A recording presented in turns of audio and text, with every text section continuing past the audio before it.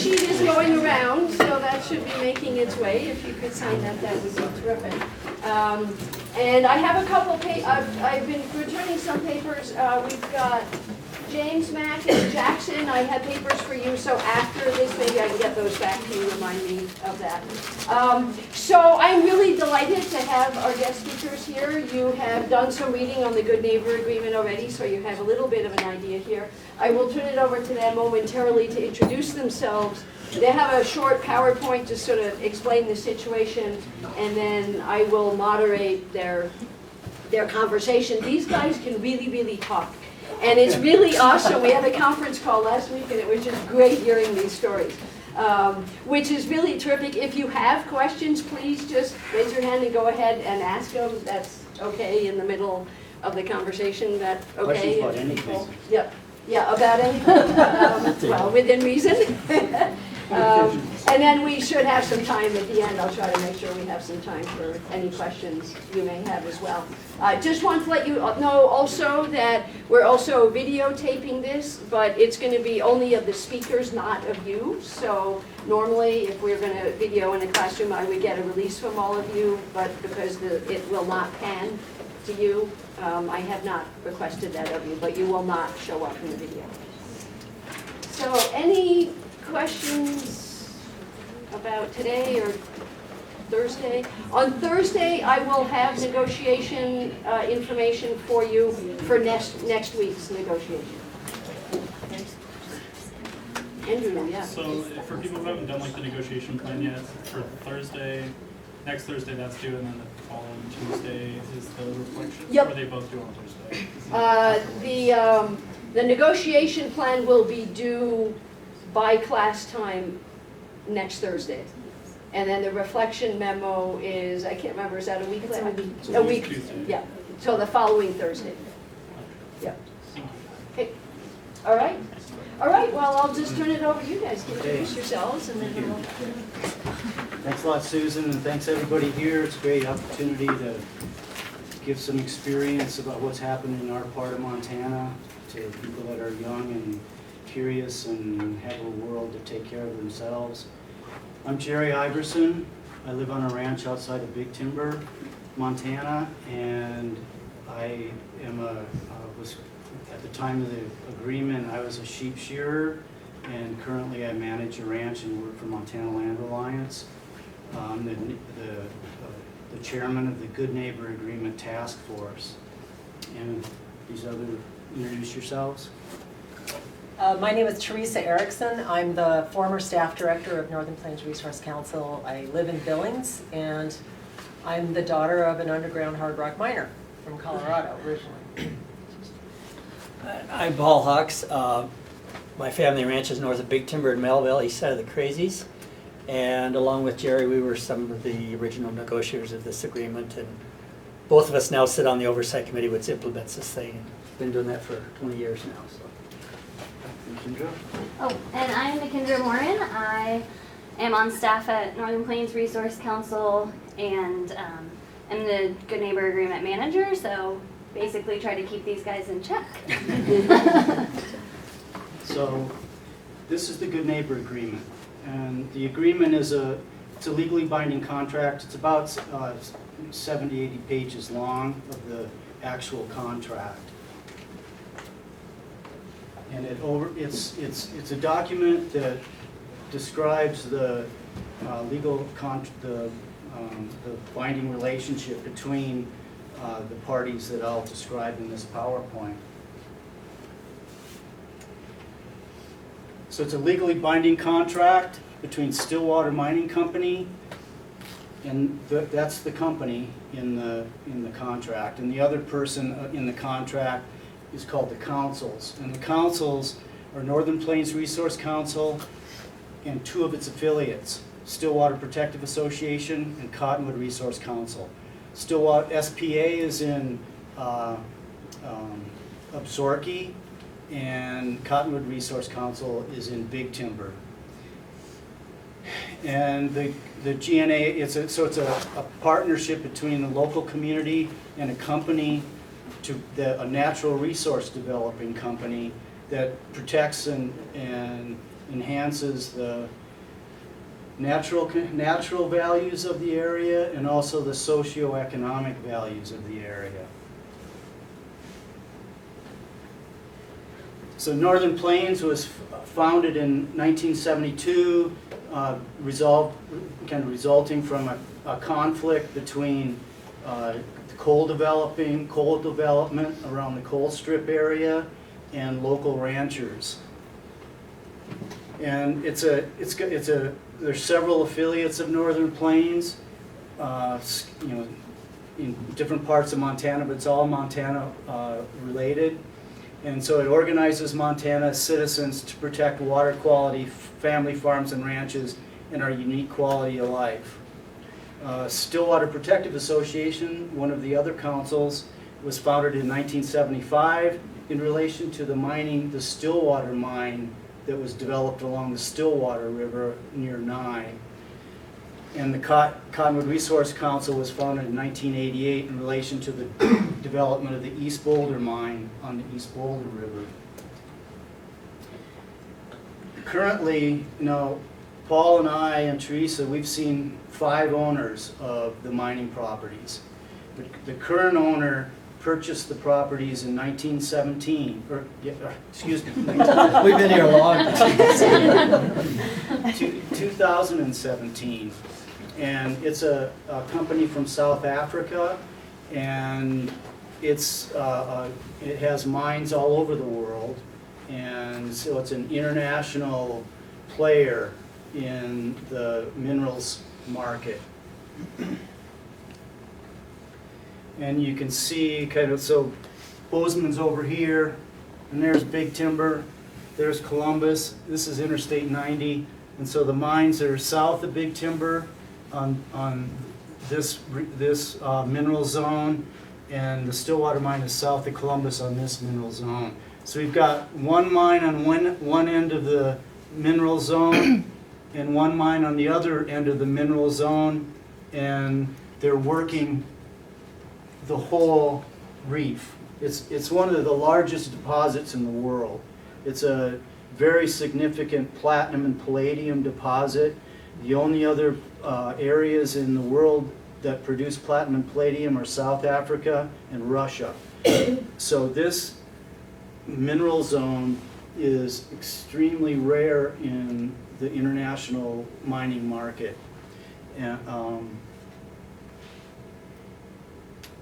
And you can't move it.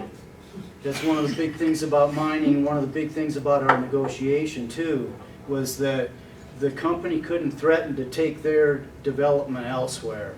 They were trapped into a particular time and space. We were trapped into a particular time and space, and we had to work out a way to get along. And so this is an overview. That's the East Boulder Mine, and both mines are on the borders of the Absaroka Beartooth Wilderness area. There's no residents above the mine, and so it's a guarantee that the water that is affected by this development is pristine.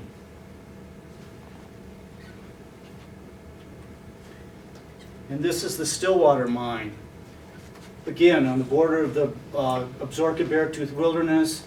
There are no residences above the mine site, and again, it guarantees the pristine qualities of air, water, peace and quiet, all of the natural qualities that we really like about Montana.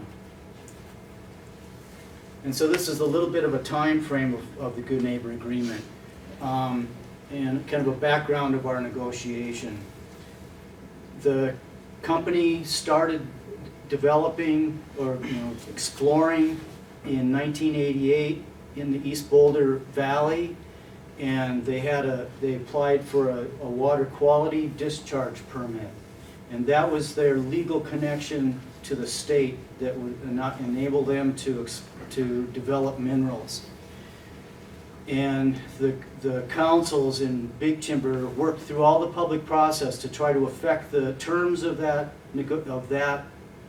permit, and we were disappointed with what the state decided to allow the company to do, so we filed a lawsuit. In 1992, and this is really crucial to all of our negotiation, in 1992, Cottonwood Resource Council and Northern Plains Resource Council raised money and filed a lawsuit against Stillwater Mining Company. On the Stillwater side, there was also a permitting process that, you know, made the company susceptible and vulnerable to the interests of the local communities and to the public. And so those are two really important parts of our negotiation, is that there are legal connections between the company and the state that local citizens could affect and could challenge. In 1995, so between 1992 and 1995, the lawsuit unfolded. And during that time, the Montana legislature changed the water quality laws that were the foundation and the grounds of our lawsuit. And again, that was an important part of our negotiation, that led up to our negotiations, is that we learned that lawsuits are really unpredictable and can have unforeseen negative consequences. And it, you know, having that experience of having gone to court really was part of our background in negotiation. Did we want to do that again or not? And so negotiations with the company began in 1998, where, you know, the company realized we had the money and the will to go to court again. We realized that we had the money and the will to go to court again, but we were, you know, we had two enemies that were kind of looking at each other and trying to decide what to do next. And that was the background of our negotiation, was you've got a mining company that has a huge, valuable mineral body that is demanded, and you've got a group of local citizens that was already in a lawsuit and had the will to do it again, but could we work it out? Could we work something out that would enable a responsible mineral development and still retain all of the natural qualities that we wanted to retain? And so it was a period of 2 years where we conducted our negotiation, and it was between the three councils and Stillwater Mining Company. The councils had a team of negotiators. Each council, Cottonwood Resource Council and Stillwater Protective Association, had 5 negotiators. So there were 10 negotiators on the council side, and there was like 2 negotiators on the mining company side. And it's a long story of how those negotiations kind of were established, the terms of negotiations, and what happened in that 2-year period. The Good Neighbor Agreement was signed in May of 2000. It was amended in 2005 in order to address some of the problems that both parties experienced in its original implementation. And then Siboney-Stillwater bought the mines in 2017, and I mean, we've got stories that could last all day in what it's like to continue implementing the Good Neighbor Agreement and making sure that the contract that we negotiated is implemented.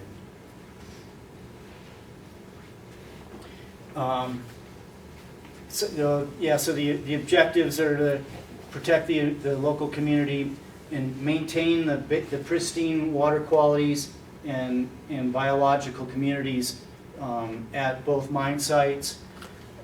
We maintain an open communication between the parties in the contract, and it provides for the councils to be very closely and almost illegally involved in the development of the mine plans and how they operate. So what did we get out of the negotiation? What did the councils get out of it? We got a protection of water quality. We have our own set of rules. Our rules are independent of the rules of the state and the federal government. I mean, they're tied together. We still influence the permits and the rules. The public has an access to, but the councils have their own set of rules on water quality and how the mine affects the rivers. And our goal is to maintain the existing pristine water quality and biological integrity at both mine sites. We have control over the traffic. The state doesn't have anything to do with the traffic. The only thing the state has to do with are highway laws. And the mining company does not have any particular restrictions due to the state laws. All they have to do is follow the same laws that ordinary citizens have to do on the road. But what we did is that the councils insisted, and this is part of our success in negotiation, we insisted on having a busing plan at both mine sites. So at both mine sites, particularly the East Boulder, because it was a new mine, but at the East Boulder mine in particular, all employees have to ride the bus from Big Timber to the mine site and back. There are some managers and some contractors that are able to drive their own private vehicles, but all in all, this is probably one of the most life-saving of all of our terms, is that, you know, if you've ever been south of Big Timber, the Boulder Highway is really a windy, narrow road, and the road to the mine in East Boulder is just a really narrow gravel road through a steep mountain valley. And we've been able to control traffic, and I don't think there have been any traffic deaths and very few serious accidents. And we've also have had control and ability to affect how the waste rock and tailings are stored at both mine sites. A tailings pond is like a big bathtub that's full of poison, and it's what's left over from extracting the minerals from the ore, and the poison is stored in the bathtub. And if those bathtubs ever broke, then all that poison would run out into the East Boulder and into the Stillwater rivers, and and really has become a risk to the local populations and the local water supplies. So what the councils have been able to do is work with the company to guarantee that the strongest and best management practices are implemented in construction and management of all of the mine wastes. So that's it. That's the good neighbor agreement, and the rest is up to you. Thanks. So does anybody have any questions just about this part? We're going to get deep into discussing how the negotiations actually went. But any questions about any of this setup? Yeah. I just had a question. So from like 1988 to 2000, was mining already occurring? Like during your guys' kind of attempt to settle something? Like, On one did side. mining start in 1988? Yeah, on the Stillwater side, there was already an existing mine. On Jerry and I's side, that was pristine country. Had never been a mine there before. So when we went into the negotiations, we were negotiating a pristine place, having a new mine. The other one was dealing with stuff that was already there. So really our side was a little easier to negotiate because the problems already exist over there, and trying to figure out how to deal with them was much more difficult. Okay, thank you. Any other preliminary questions? All right. Okay. Do you want to just pull the chairs over so in the middle a little bit? People can see a little better that way. And we have some water bottles here if you want to have one. All right. talk to. So I have a bunch, like an entire page of questions. But please do jump in if there's something that you want to follow up on more, please go ahead and do that. So you give us a good outline of sort of the background and what brought you to the table. How hard was it to get the mine to come to the table? You had a good alternative, which was a lawsuit, but how hard was it to persuade them to talk to you? You know, we had learned, as Jerry alluded to, we had raised $60,000 in our community, which was a lot of money for us. And then on that first lawsuit, and it went out in the black hole for about 3 years, and the law got changed. So we were reticent to do that again, but we were prepared to do it if we had to. And you know, the idea came up to perhaps sit down at the negotiating table and see if we could work out some issues. So. Really, because of the threat of that lawsuit and where they were in trying to raise money and develop the new mine, I think we had a fair amount of leverage there to try and get them to the table, and so that's why we took advantage of that. It took a week. In fact, That's all. so we wrote them a letter and said, we would be willing to cease fire if you would be willing to talk to us about forming a good neighbor agreement. We actually used the term, which was strategic right in and of itself, because for them to say no means you're a bad neighbor. And the head of the mining company at the time was actually a finance person, so he didn't come from that, you know, hardcore mining industry. He came from a finance position, and he responded in 1 week, which freaked us out. We were like, we don't know how to negotiate a mine. And so it happened very, very quickly. I was personally shocked. I was like, what? Oh my God, can you believe they said yes? What do we do now? And the one condition was that if we were going to get into negotiations, we wanted people from the mining room who could make the decisions themselves. So as it turned out, we had the chairman of the board, we had the president and vice president of the company. The top 3 guys all came and sat across the table from us, which was strategic. We had to have that. And the mineral market was very much in our favor as well. The company needed money. The prices of platinum and palladium were going up, and they had debts that they had to pay. They had contracts with Ford Motor Company for their, platinum and palladium to be used in catalytic converters, and so they had already had a contract for their product, but didn't have the operations to get that product done. And the company was over a barrel, and you know, we knew it and took advantage of it. Okay. So, Got a couple yeah. of questions. Did most of the money that you guys raised come from the local community, or were there other like environmental organizations that It was all individuals Yeah. from the area. Good question. Yeah, I mean, Big Timber, if you ever drive up the Boulder, or I'm sure you hear stories about it, there's a lot of wealthy people that live in Sweetgrass County. And there's celebrities as well. And so, and the reason the celebrities are there are not because there's good mining jobs. They're there because they love the peace and quiet and the fishing. And so, those were our friends, and they were eager to help out, and we had no trouble raising money.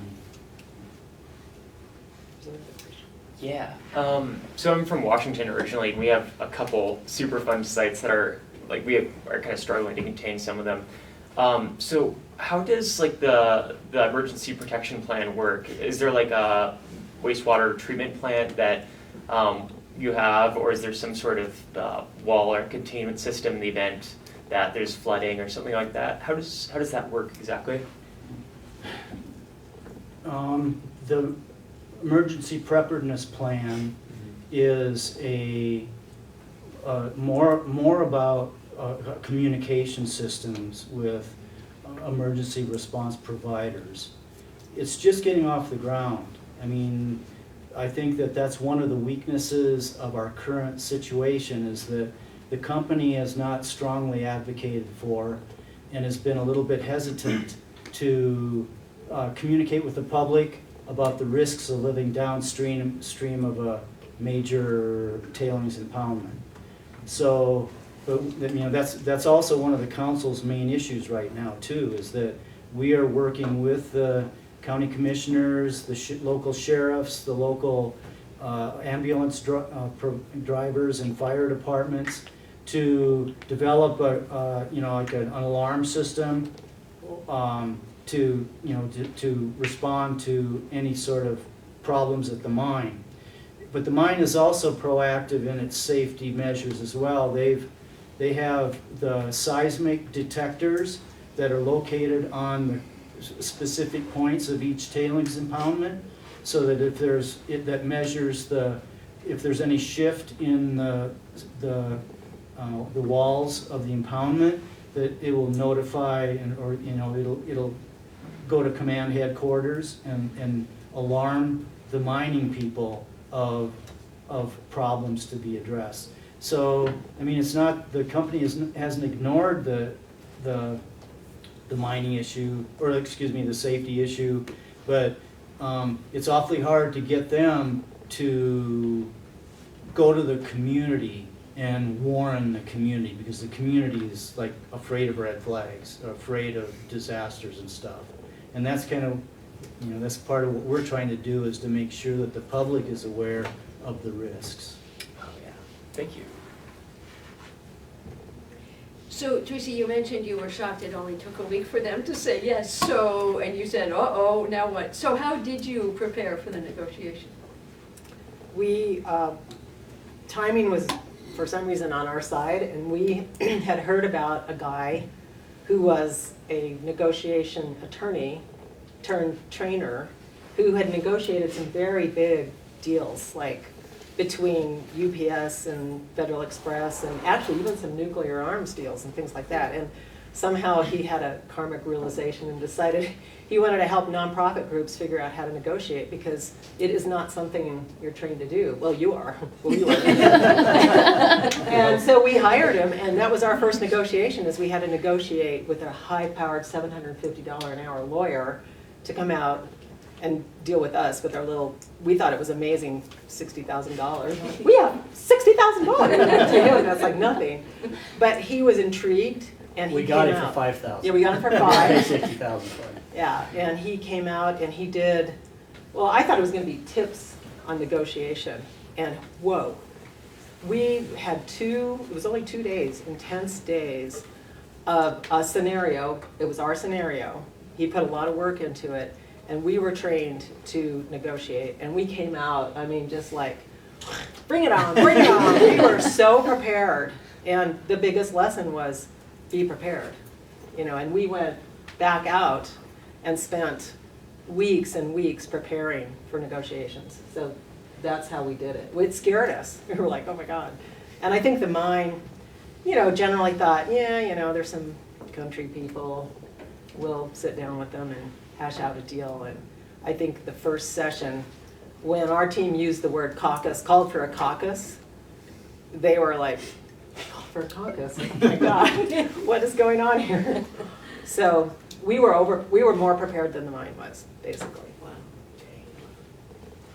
I got a story for that negotiating weekend. One of the first things this guy did is, I can't remember how many of us were there, probably 15 to 20 of us learning this. And he split us into 2 groups, and he gave us this scenario that we were Arabs and Israelis, and he gave us our backgrounds of, our grandfathers and our grandfathers had been fighting for years and killing everybody and all this stuff. And we were, I forget the exact details, but we split us into 2, and we went off and decided amongst ourselves, we either could come together to figure out how to negotiate this thing, or we dropped the nuclear bomb. And we came back, and both sides decided to drop the nuclear bomb. I mean, we were just kind of shocked that we were such warmongers, But it really just shook us up, and made us think about, so what's this guy going to teach us? He starts with a thing like that. And so he taught with all these little things like crunches and nibbles and things you do in negotiating sessions to lure the other guy in, to show him that you want to be at the table. And the main thing is there's got to be a reason for both of you to stay at that table, which means you can't just hold your hard line all the time. You've got to you've got to start with some issues that you think you can get somewhere on and see if you've got some agreement on them. And then those other issues will come along. But we went to them with a list of, I don't remember how long, but we had a list of issues this long, just everything we could think of that might be a problem for our community with the mine. And we delivered it to them, and I was looking back at we actually had a stenographer record all of our negotiations. So I went back and looked at it. The first time in 20 years I've looked at it. But it was actually Bill Nettles, the chairman of the company, who said, well, let's just split this up into two groups. Issues that, yes, we can reach agreement on, and issues that we're gonna have to work on. And that's the first thing we did, is we split all that down. And you know, probably about a half to 2/3 were things we could figure out ways to work on. The other ones were really tough ones. And then that took us to another year to figure that out. But it was a lesson by fire for sure. Jerry, anything you want to add? We're very disciplined, always made it to the meetings, and we're prepared. We had the good fortune of having 10 years of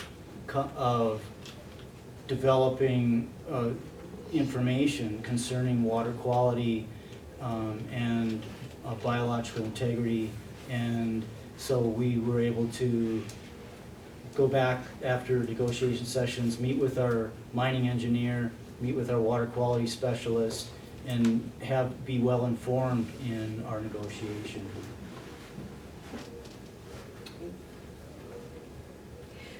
So, this is a question that wasn't actually on my list. So, how long did the negotiation go on for, and how did you sort of piece out what you were going to talk about when?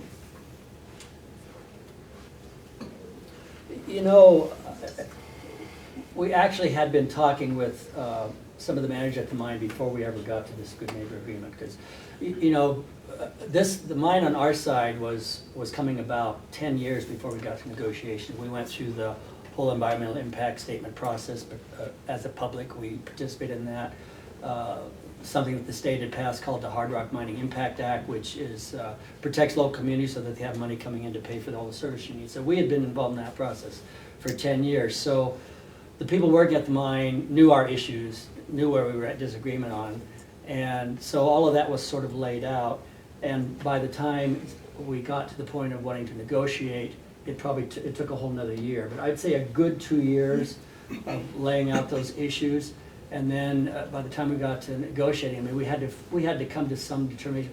Well, what are we proposing that they do with these issues? So we had to draw envelopes of positions that we were going to present to them. And one of the things we learned right away with our negotiating teacher was, you know, you start out with your opening position, your target, and your bottom line. And the opening one should be just short of being totally ridiculous, is what he told us. Just put in everything you could think of that would almost make them walk away, but you start with that. And you're trying to get to your target, but you have your bottom line that you will not move from. So for every issue that we put together, we, ahead of time, went through and thought about that as a team and came up with those positions. And then as you went through the process over that year, obviously you filled in some of the details of what those negotiating envelopes were that got much more detailed, that would begin to address some of their concerns and ours. And that was the process that took a lot of time, and meetings after meetings. And you know, it was a lot of work, but worth it. When you say how you went through all of the issues as a team, and you were talking about, I think there was like 15 or 20 of you that went through? Actually, when we got down to the negotiating team, there was 8 to 10 of us. Okay, 8 to 10. I know in our class sometimes there have been people who've had to pair up, and even then it causes them a lot of like, oh, well, I wanted this, I wanted this. How did you guys deal with that, or did you even have disagreements like that, or your team pretty much, or was your team pretty much all on the same page, or? We did all that in the back room before we ever got there. Well, yeah, but You know, how did you guys deal with we went through our issues, we came up with our plan, and then when we got into the room with people, we had one spokesman for the issue. If other people on your team thought you weren't doing everything, we could always caucus. So then we'd go out, either they would leave or we'd leave, and we would talk about, well, you know, you need to bring up this, and, you know, whatever. And then you'd come back in and you would argue, you'd all stay in agreement while you were presenting, and you'd work that stuff out in between sessions or in a caucus session. Does that answer your question? But the teams themselves, is that what you're talking about? Forget the mine? Yeah, when you were like coming up with this whole agreement. Yeah, there was disagreement. I mean, there was different, a lot of difference in knowledge about the issue. So we had, our staff person had a degree in biology and had studied bears, and that came in handy just because he knew the details, like the minutia details of the Clean Water Act.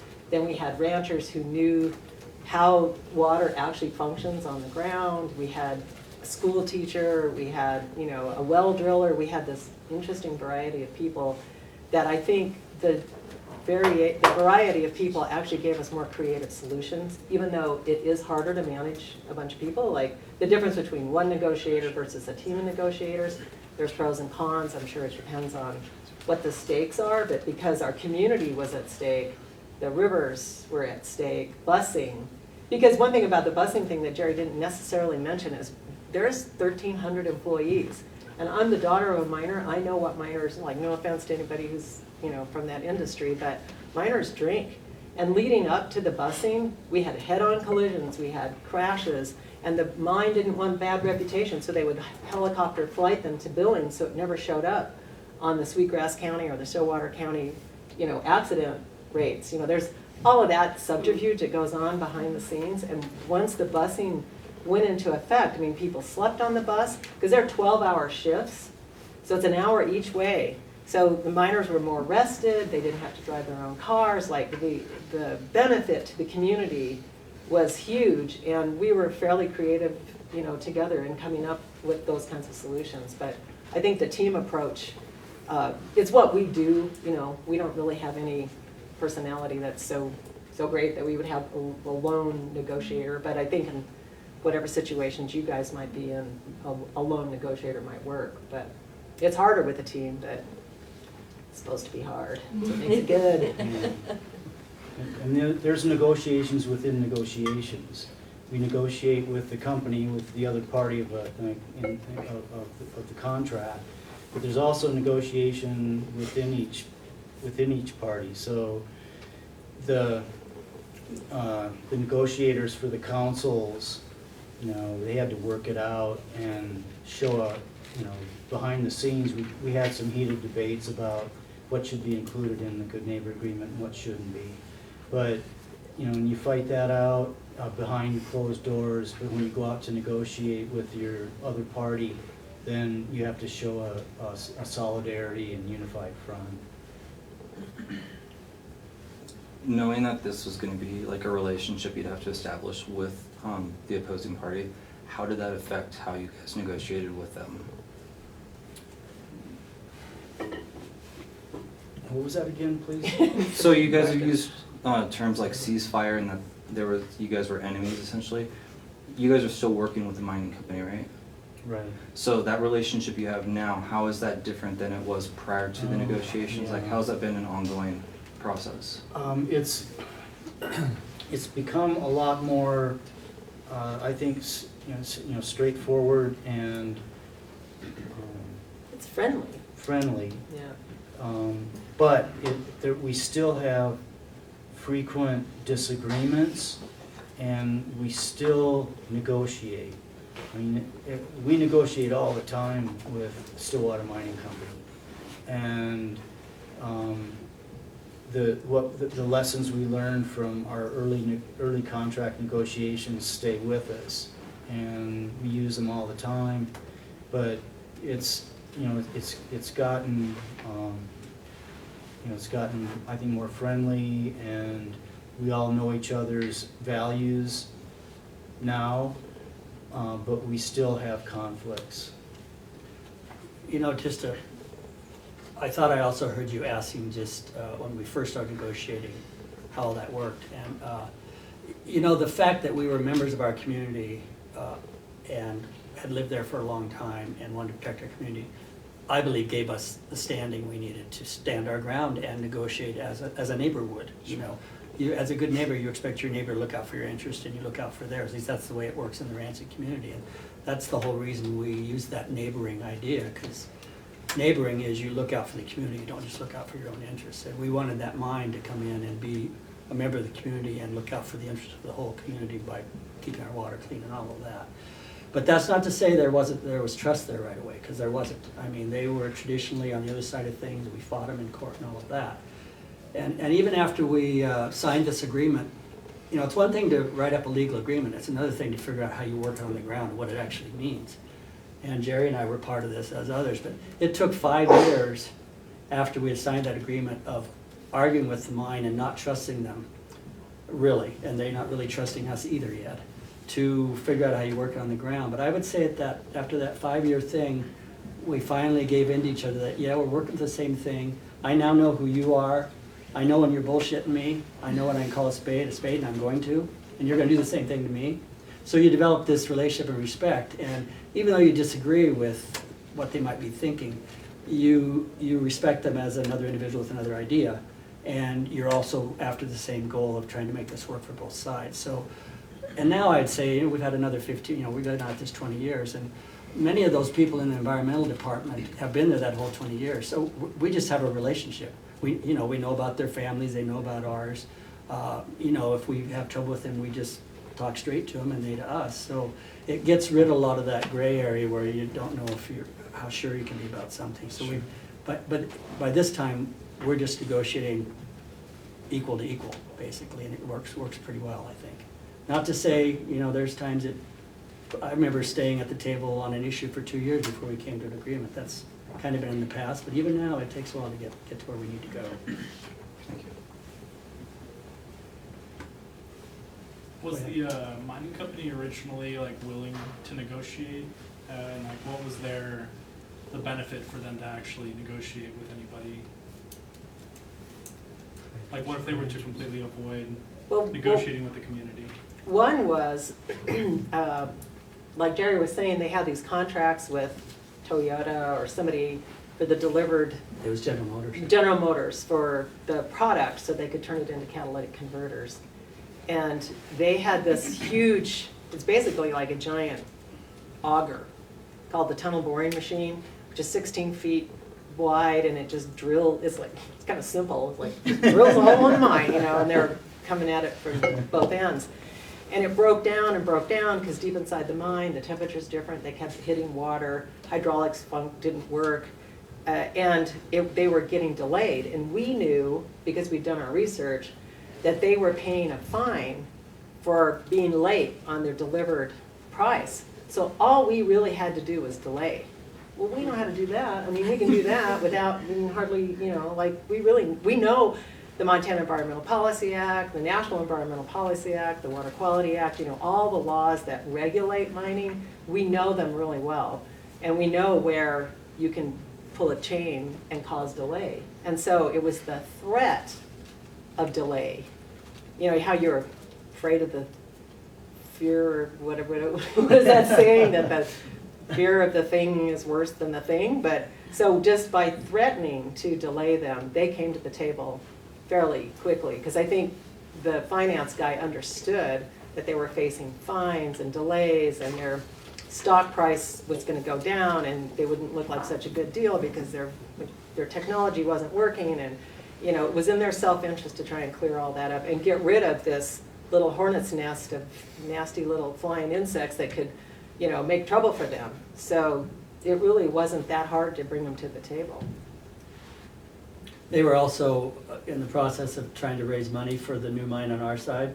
So they were going to banks in New York looking for money, and you know, the banks wanted to invest in something that was a sure thing. So that timing just all happened to be right there when this happened. 2 years later, it may not have worked at all, you know, which is a good thing to be in the right spot at the We right had luck time. on our side too. Great example of interest versus positions, just to put a finer point on it. So what tactics and techniques did you use that worked well, and were there any that did not work well or even backfired?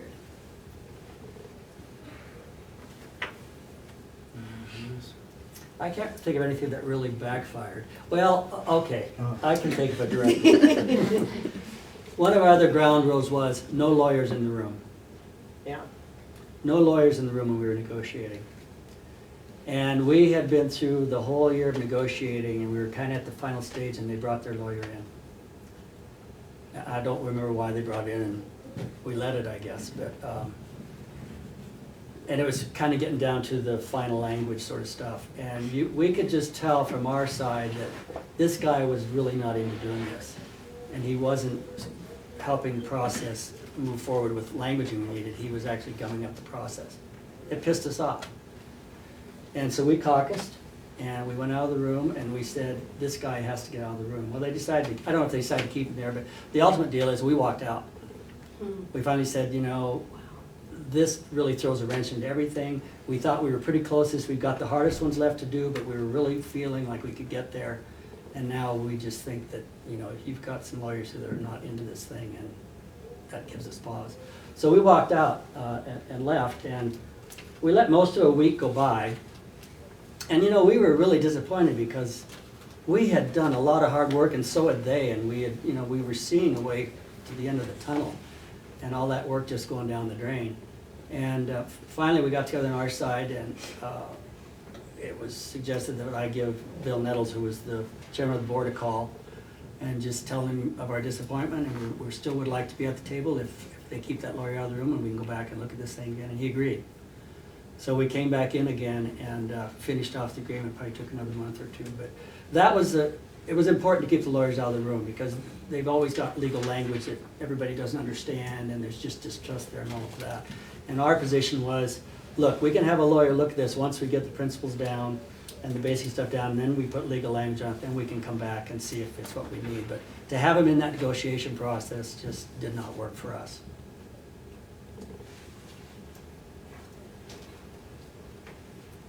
Any other tactics you remember that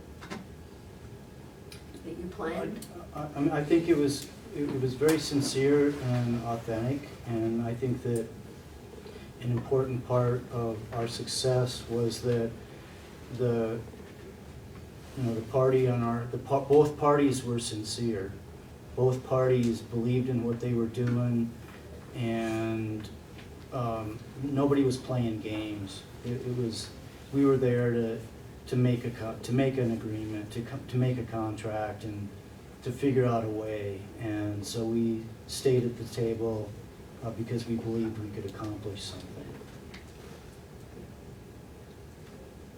I mean, tactics is, I don't know exactly if this is what you mean, but we did follow the pattern of concessions. You talked about that, right? You know, where we open one hair below laughable but defensible, and then a steep drop to show that we were willing to move. And that actually works. And then nibbled at the end, you know, it's like all of those things that he taught us, we were like, whoa, it works, you know? So I think tactically we did establish a pattern of concessions and openly talked about what could we drop to and at what point we would drop to those. And we were in full communication with each other all the time. I think that was a technique that I thought was important for us anyway. You know, the other thing that he taught us was that, you know, something that may seem really important to you may not be important at all to them, and vice versa. And so you need to be thinking about the other side and what's important to them, and use that to your advantage. I don't know how to make it stop, sorry. So, you know, that was done. Yeah. And, you know, and we, in between our you know, sometimes it might be 3 or 4 weeks between our particular negotiation session. And we would both go back, okay, you need to come back with some language or some ideas of how to address this issue. And so we would do that and then come back, and you would begin to have an idea of what's important to one side or the other, and then try to use that to your advantage to get what you needed. And that means giving up some stuff easily and maybe holding on to stuff that you think's important that maybe they don't. Yeah. Good. You've mentioned the nibble a few times, and that's shown up in our reading. We haven't talked a lot about it, but can you explain a little bit when you say nibble, what that looked like?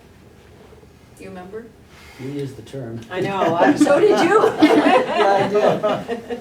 Well, I mean, it's, you know, I think it's related to what I was just saying, that the nibbling idea is just to stay at an issue and nibble around it for a while. And you know, and that's part of making it seem important, I suppose, too. And then at some point, you let it go, or you give something. You give a little thing that's maybe not as important to you, but it's big to them, to keep the discussion going. And that's that nibbling stuff. And then, you know, then you also talked about stuff like the crunch, where you get them to a point and you just go in and try to get what you want. And provided everything's moving along well, sometimes that works and you can move on to another issue. And you know, you gotta realize it's been 20 years since I've specifically used a lot of this, so I've kind of forgotten it, but it was really good advice, and it did work. So you learn to get adept at it at the time, and know how to use it. So we're going to, on Thursday, be talking about the role of emotion in negotiations, both your own and those of the other side. And so I'm just wondering if you have any memories of particularly emotional moments, or maybe when you used emotion effectively, or when you had to control your emotions.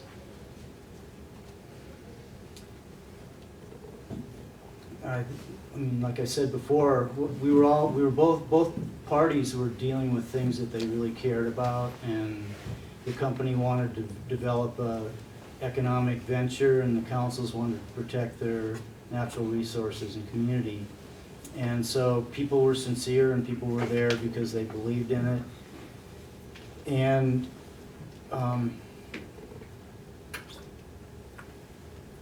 what was the question again? The role of emotion. Yeah, the role of emotion, good for better or for worse in the process. Yeah. So the emotions were very much on the table. Everybody was there. Everybody had emotions and concerns about what they were dealing with. And I thought that, you know, I think it's important, and I guess I would recommend to people that were entering negotiations to recognize what their emotions are, and to have, you know, kind of be aware and well-defined with what it is that you're at the table for, and why you care about it, and then I think you'll be more able then to face a situation where you start to get unreasonably emotional or unreasonably expressive about your disappointment in not succeeding. So I think emotions are a plus in negotiations.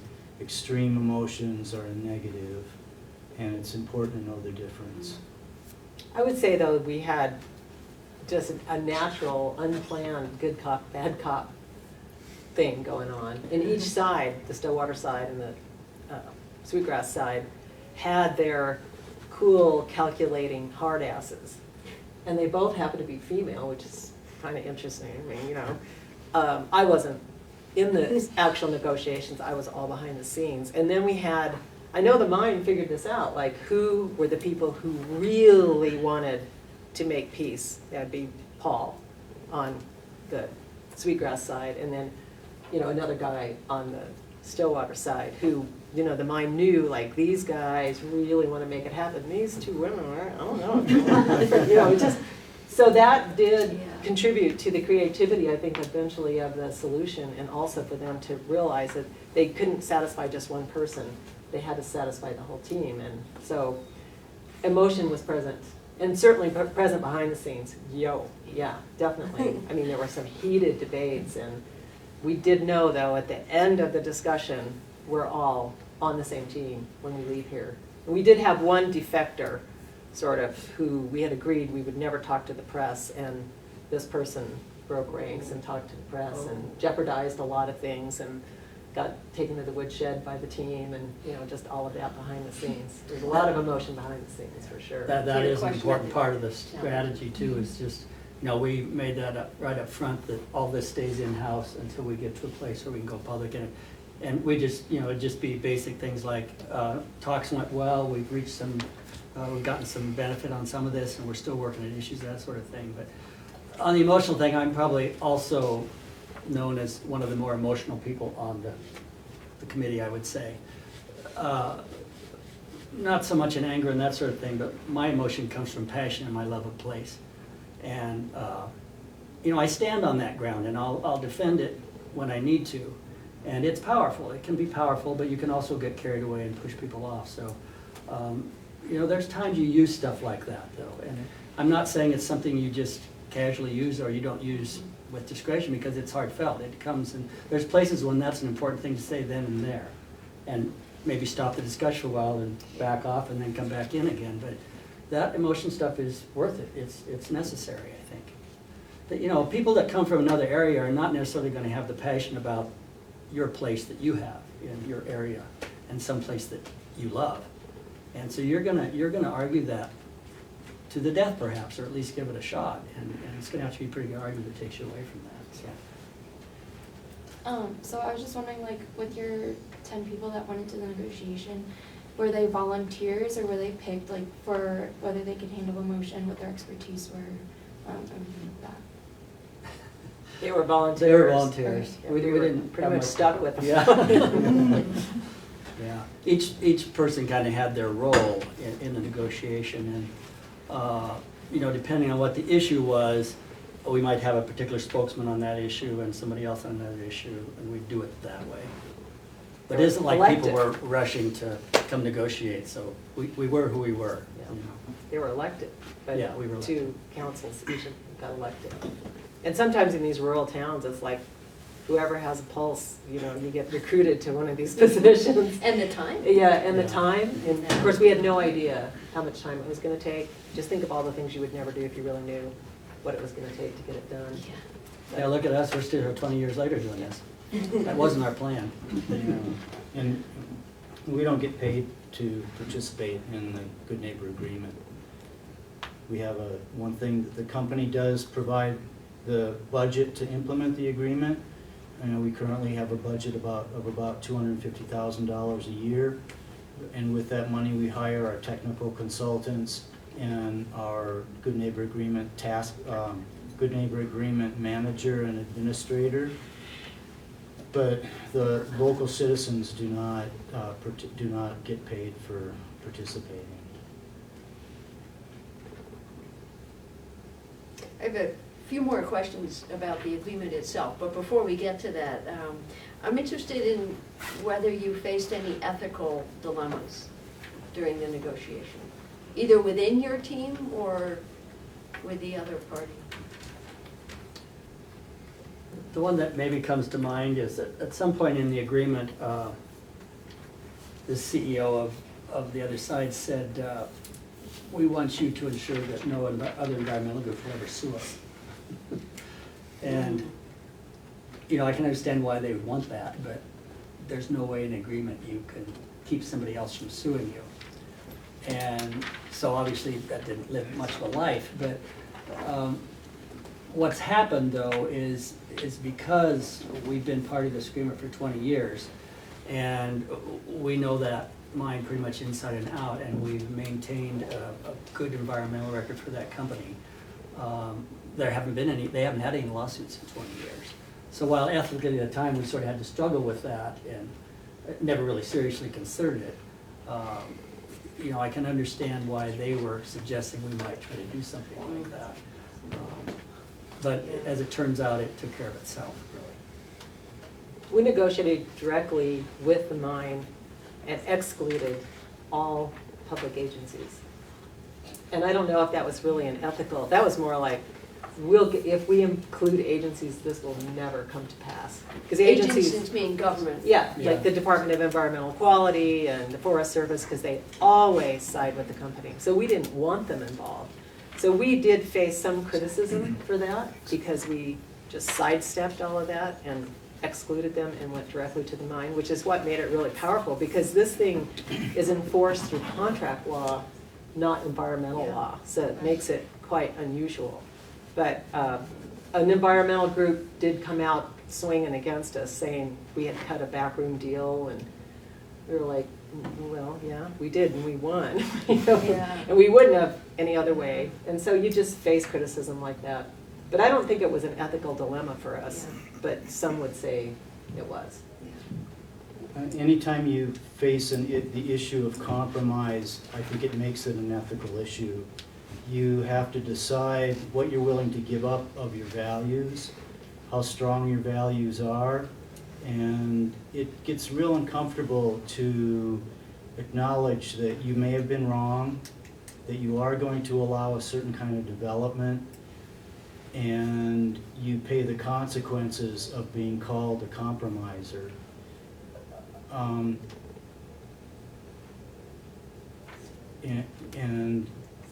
But also I think that's the only way that a contract can succeed, is that both parties have to sacrifice something.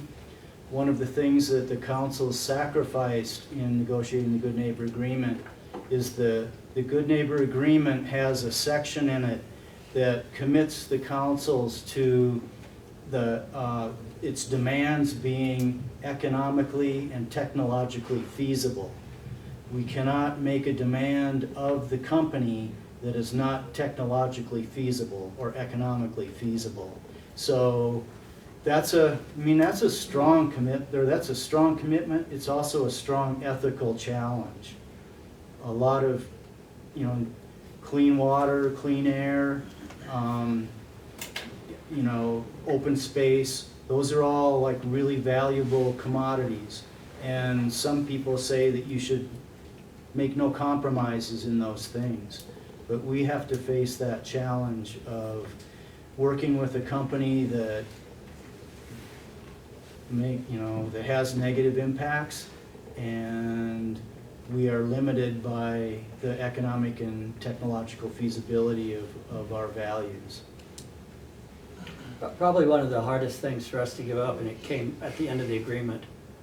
And you got to remember that back in negotiations, we did not trust each other. And even many years after that, we still didn't trust each other. But we had to give up our right to sue them in order to get this agreement. That was a huge decision for us to make, because we didn't really know who we were dealing with. And then, there were certain things we wanted to get that, for them to have that, we had to give up some things for that. But that was one of the last things we negotiated, and that was big. That was really big. Because, before this agreement, that's the only thing anybody really knew as to how to get your way heard, was to go to court and sue somebody over it and see who won. But this is a much better process, I think. Question? Yeah. Has there been a point where you wish that you had not given up that right? Is there been a point where you thought that suing would have been the best course of action, but while we gave it up, we also put in the agreement arbitration. And one thing we did that was pretty smart, I sometimes marvel at how smart somebody was when we did this, but to implement the agreement, we have 2 people on the mine side and 2 people on our side, and they are the voting members of implementing the agreement. So if you understand this, we have to have 3 votes to get something to go. So somehow you have to agree on that. And that does a couple of things. It makes you stay at the table and talk and talk and talk and come up with ideas. And then if you can't come up with that, we have arbitration. So we could go into dispute, which means it's a tied vote, 2 on one side, 2 on the other. We think it's really important. Well, we're going to go into dispute. And then that triggers a time frame where you have to address the issue internally somehow, come back and visit. If you can't, then you set up an arbitration board. We choose an arbitrator, they choose an arbitrator, and those 2 choose an arbitrator. And then there's a time frame for all of that. And while we've gotten close to those dispute processes a few times in this 20 years, we've never gone to arbitration. So, luckily I think we set it up enough where so far we feel comfortable. The other side of that is if we do sue them, the agreement goes away. So right now we might get to the point where this isn't working, we're going to sue you, but then we lose these other things. So again, all that stuff sort of keeps you at the table, keeps you at the top of your game in your argument about convincing somebody else why they should be doing what they're not doing, that kind of thing. So I guess my answer is no, not yet. Not yet. So we have about 10 minutes left. I still have more questions, but anybody else? How long do you guys estimate the mining operation will continue for? Do they have an idea? That ore zone goes clear out under the city of Billings. Whoa. A lot. That's you know what, 80 miles away? Yeah. But it's 25,000 feet down. And I've heard that they're mining that deep in South Africa, but you know, there's so much ore between here and there that it'll be a long time. I mean, you know, we didn't know this when we were negotiating this. You know, most mines were 10, 20 years. We didn't know, but you know, this one, we're now developing the next 30 years of this mine. And the Stillwater Mine's been open more than 30 years, and the East Boulder Mine has been open 20 years. So could be easily 100 years. Now, if we all stop driving cars with gas engines in them, maybe it'll go away tomorrow, because it's catalytic converters that's 80% of their market. Yeah. And we're sort of hoping that might happen, but you know, until then, that's where we're at. And so it could be a really long time. And really, you know, to give the mine credit, most mines don't ever have the probability or possibility of planning something that far out. How do you do that? And that's, you know, we're doing that. I mean, we're part of that experiment of how do you plan this mine out for life. I mean, mining leaves these big piles of waste, and they get bigger and bigger and bigger. What do you do with all that shit? You know, you pile it. After you guys got done with your negotiations and you addressed it to the public or your community, were they supportive of the negotiation or the conclusions you came to? Was there any backlash from that? That's a great question, and it's a really current question too, because in Sweetgrass County is one of the most Republican conservative counties in the whole state. And in the 2016 election, they voted 80% for Trump. It's a very pro-business, anti-government, anti-environmental community. And the councils, Cottonwood Resource Councils, are kind of viewed as a group of radical obstructionist environmentalists. That was still 20 years ago, Jerry. Well, still, I mean, Aging radical. Yeah. There's still a lot of, there's been a lot of publicity about the Good Neighbor Agreement and its successes. The company has come out strongly in favor of the Good Neighbor Agreement, and that's had more influence on public opinion than ours does. But still, there are people in Sweetgrass County that just despise anything that anybody does to protect environmental quality, and we're one of them. So there's still hostility and resentment against the councils. I would say though, generally it's touted as a huge success. It's a success of managing resource conflict, because I don't really think you resolve natural resource conflict. You can't resolve interests that are so different, but we're managing it. It's just that, like for example, you know, wherever there's a winner, there's always a loser. Like for example, the gas stations were unhappy about the busing because they had been counting on selling beer and, well, the casinos. Casinos were planned to be opened up next to the man camps, which never happened because of us. You know, so there were other people who thought they were going to cash in on this that didn't cash in on it. But then, you know, the families of the miners benefited hugely because you don't have to live in Sweetgrass or Stillwater County in order to mine there. They've structured the shifts so that you can be gone, you can work a week and be home for a week.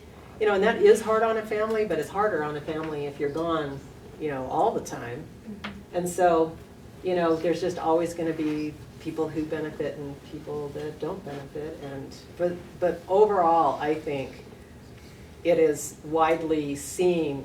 I mean, like politicians who never did a damn thing to help now claim it. You know, for example, they're like, oh, the Good Neighbor Agreement. You know, I supported that. You know, even though they really weren't there, but that's fine for them to have bragging rights about that. But I think one of our biggest mistakes, and I'm not sure how we could have avoided it, is once we went into negotiations, we had to go into confidentiality. And we had dozens and dozens of local people really interested in what we were doing, clear up until we went into negotiations, and then it was like we had to go into complete confidentiality, otherwise the mine wouldn't deal with this. And so then, and it took so long that then we shut out the very people who had cared the most about it.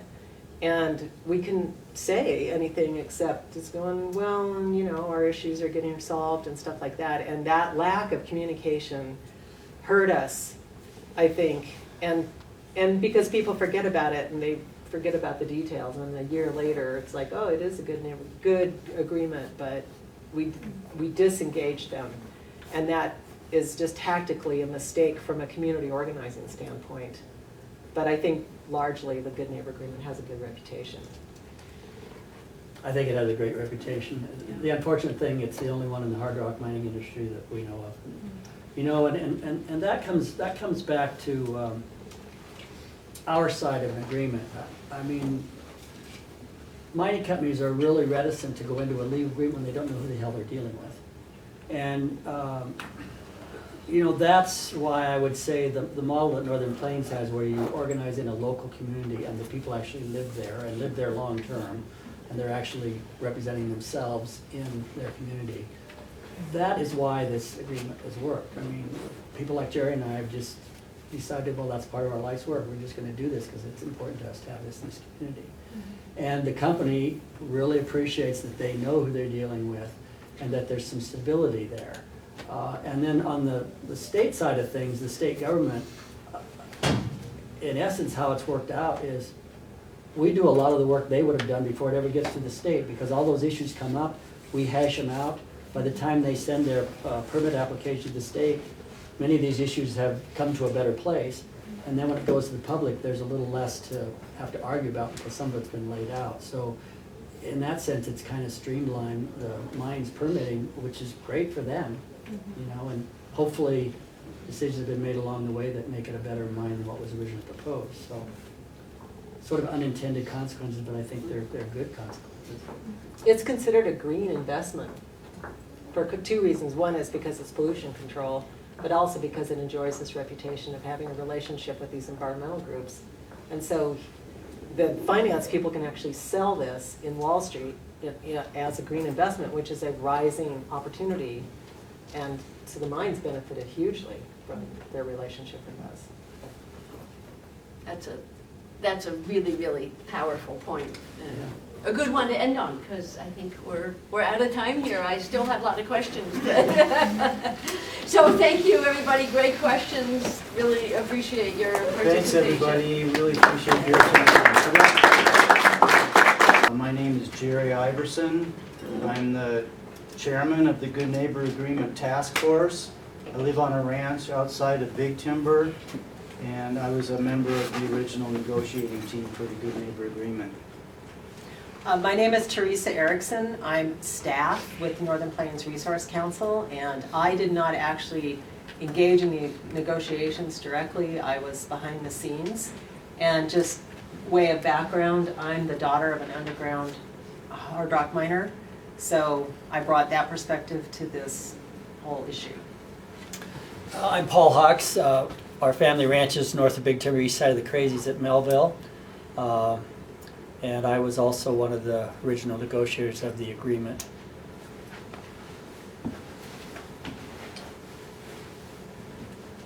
So this is the Good Neighbor Agreement. It's a piece of paper, and it's about 60 pages of actual contract, and there's probably 200 or 300 pages of appendices and studies that go along with it. It's a legally binding contract, and its purview is contract law, not environmental law. The G&A is a contract between Stillwater Mining Company and the councils. And the councils are Northern Plains Resource Council and two of its, which is located, headquartered in Billings, and two of its affiliates, Stillwater Protective Association, located in Absaroka, and Cottonwood Resource Council, which is located in Big Timber. So, and the G&A is essentially two parties that live in the same community, get together and try to protect what they hold dear.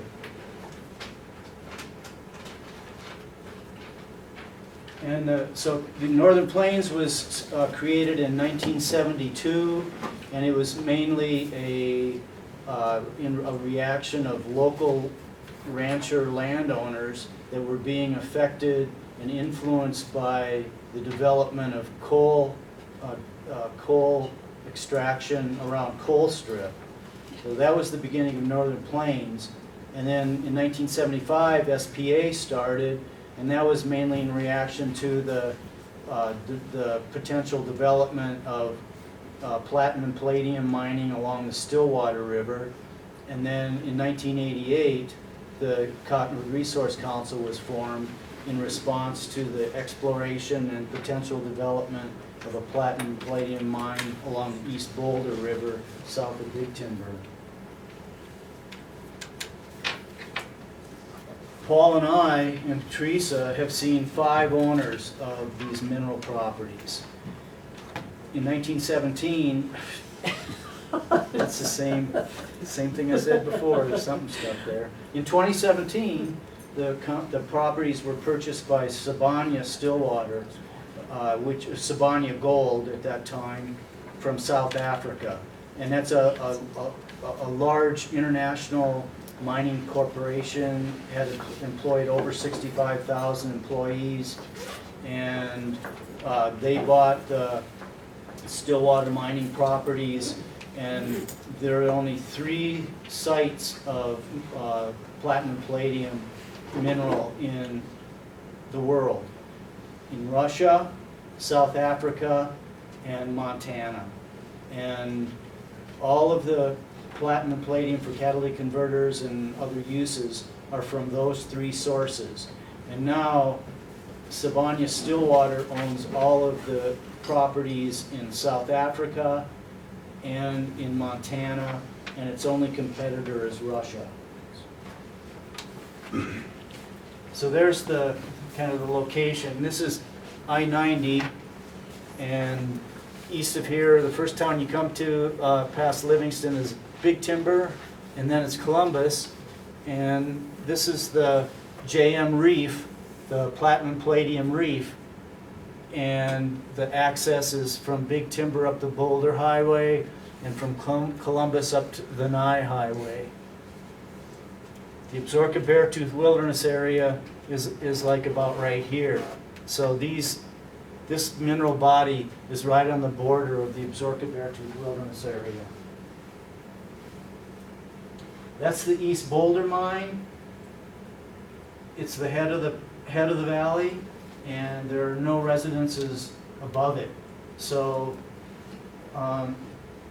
it's a guarantee that the water that is affected by the East Boulder Mine is pristine. There's no human-caused impacts on the water. So we've got a baseline of as pristine water as you find probably anywhere in the world. And this is the Stillwater Mine at the head of the Stillwater River. And again, the water that is affected by the mine has no other human-caused impacts. And so we're able to isolate the mine-caused impacts. And this is a kind of a background time frame. So the mineral was worked on in 1988 on the East Boulder River, and Cottonwood Resource Council was formed and participated. Cottonwood Resource Council and Northern Plains Resource Council on the East Boulder side, and then Stillwater Protective Association on the Stillwater side were both involved in the permitting of a water discharge permit on the East Boulder side and a tailings impoundment, a new tailings impoundment on the Stillwater side. And we did not get what we wanted. The state and the company, or the state issued a permit to Stillwater Mining Company that Cottonwood Resource Council and Northern Plains did not like. And so we took the company and the state to court. And there was a lawsuit against the state and Stillwater Mining Company between 1992, and 1995. In 1993, and in 1995, and in 1997, the Montana legislature changed all the laws, the water quality laws that we had based our lawsuit upon. And so our lawsuit was dismissed without prejudice. And in 1998, there became the company, Stillwater Mining Company, became really interested in developing its mineral properties, both on the Stillwater side and on the East Boulder side. The prices of platinum and palladium were getting very high, and the demands were there, and so they wanted to start their operations, and the councils still had outstanding substantive issues that were not resolved by the lawsuit. And in 1998, we had to decide, the councils, the local community had to decide whether they would approve of the company beginning operations and development. And that was the background of the negotiations that led to the Good Neighbor Agreement. We had a mineral developer that was very interested and had a great opportunity and predictable profitability. And then we had a group of local citizens that had previously sued the company, that were very familiar with the Montana laws and were willing to do it again, were very well funded. And you've got these two parties that were that were face to face and in strong disagreement. So we had to decide, do we sue the company, or is there another third way? Is there a way that we can work out the development of a brand new mine that would be acceptable and would cause no impacts to the pristine water quality and biological integrity? That was the question we faced, and then we started negotiating to see if it would be possible to reach a solution that would allow a mine to develop.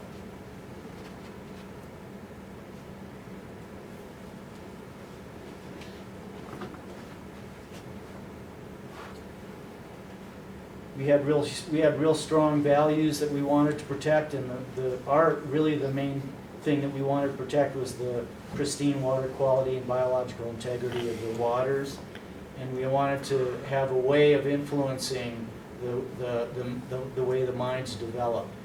We wanted, as citizens, we wanted to participate in their development.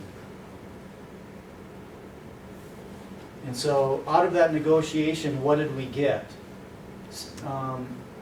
We had a very strong baseline description of the existing water quality. We had a whole set of monitoring requirements, and so there was it was established that the citizens were able to investigate the impacts of the mine, have knowledge about how the mine was influencing the waters. And we still, the whole story of the Good Neighbor Agreement, it was 20 years ago that we signed it. The story of the 20 years is participating in the development of the East Boulder and Stillwater mines. It's one of the largest largest employers in the state of Montana, and we've been working with their explorations and their extractions out of their underground mines for 20 years.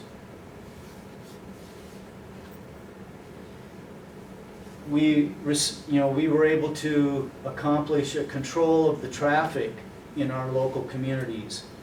If any of you have ever driven up the Boulder Highway south of Big Timber, you'll realize that it's just a narrow, windy mountain road, and it's very treacherous for high speed and big commercial traffic. So what we were able to negotiate one of the greatest successes of the Good Neighbor Agreement is that we limit the number of vehicles that go up the East Boulder River to the East Boulder Mine. We control the traffic that goes to the mine, both in commercial vehicles and in private vehicles. We've required that all employees are bused to the to the mine site from Big Timber. And there's a comparable, but not, but not exactly similar traffic plan on the Stillwater side that also controls the traffic from Columbus to the Nye Mine.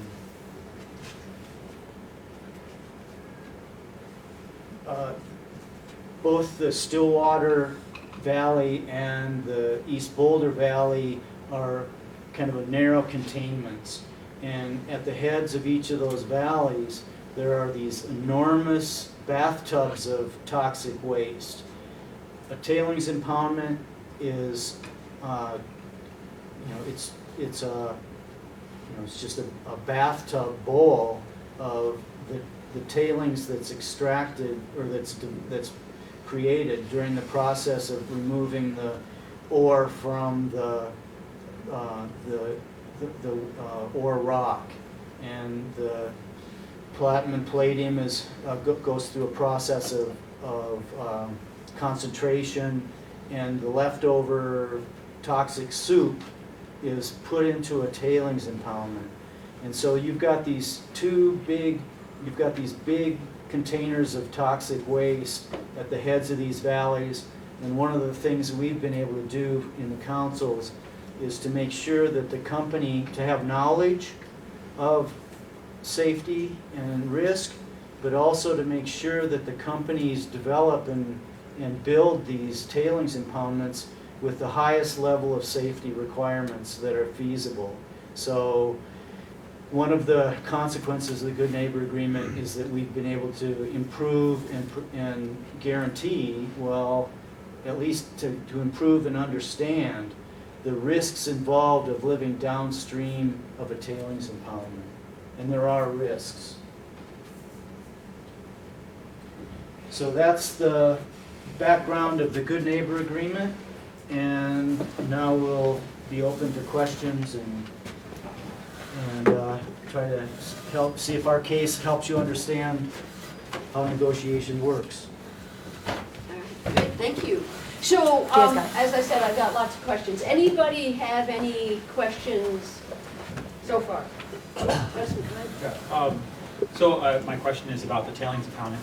When you negotiated the requirements for the emergency preparedness for that, did you involve like the local emergency management programs, the fire departments, sheriff's department, that kind of stuff? And can you talk more about like what their stake in that was? Right. Yeah, that's an unresolved question, an unresolved process. The emergency preparedness plan is fairly recent. The company has its own kind of discussions and its own status of their response planning. One of the things that they've done is to install seismic monitoring devices on the different locations of their impoundments that sends data to a control center that will alarm alarm the control center of any movements of the impoundment. And so they've got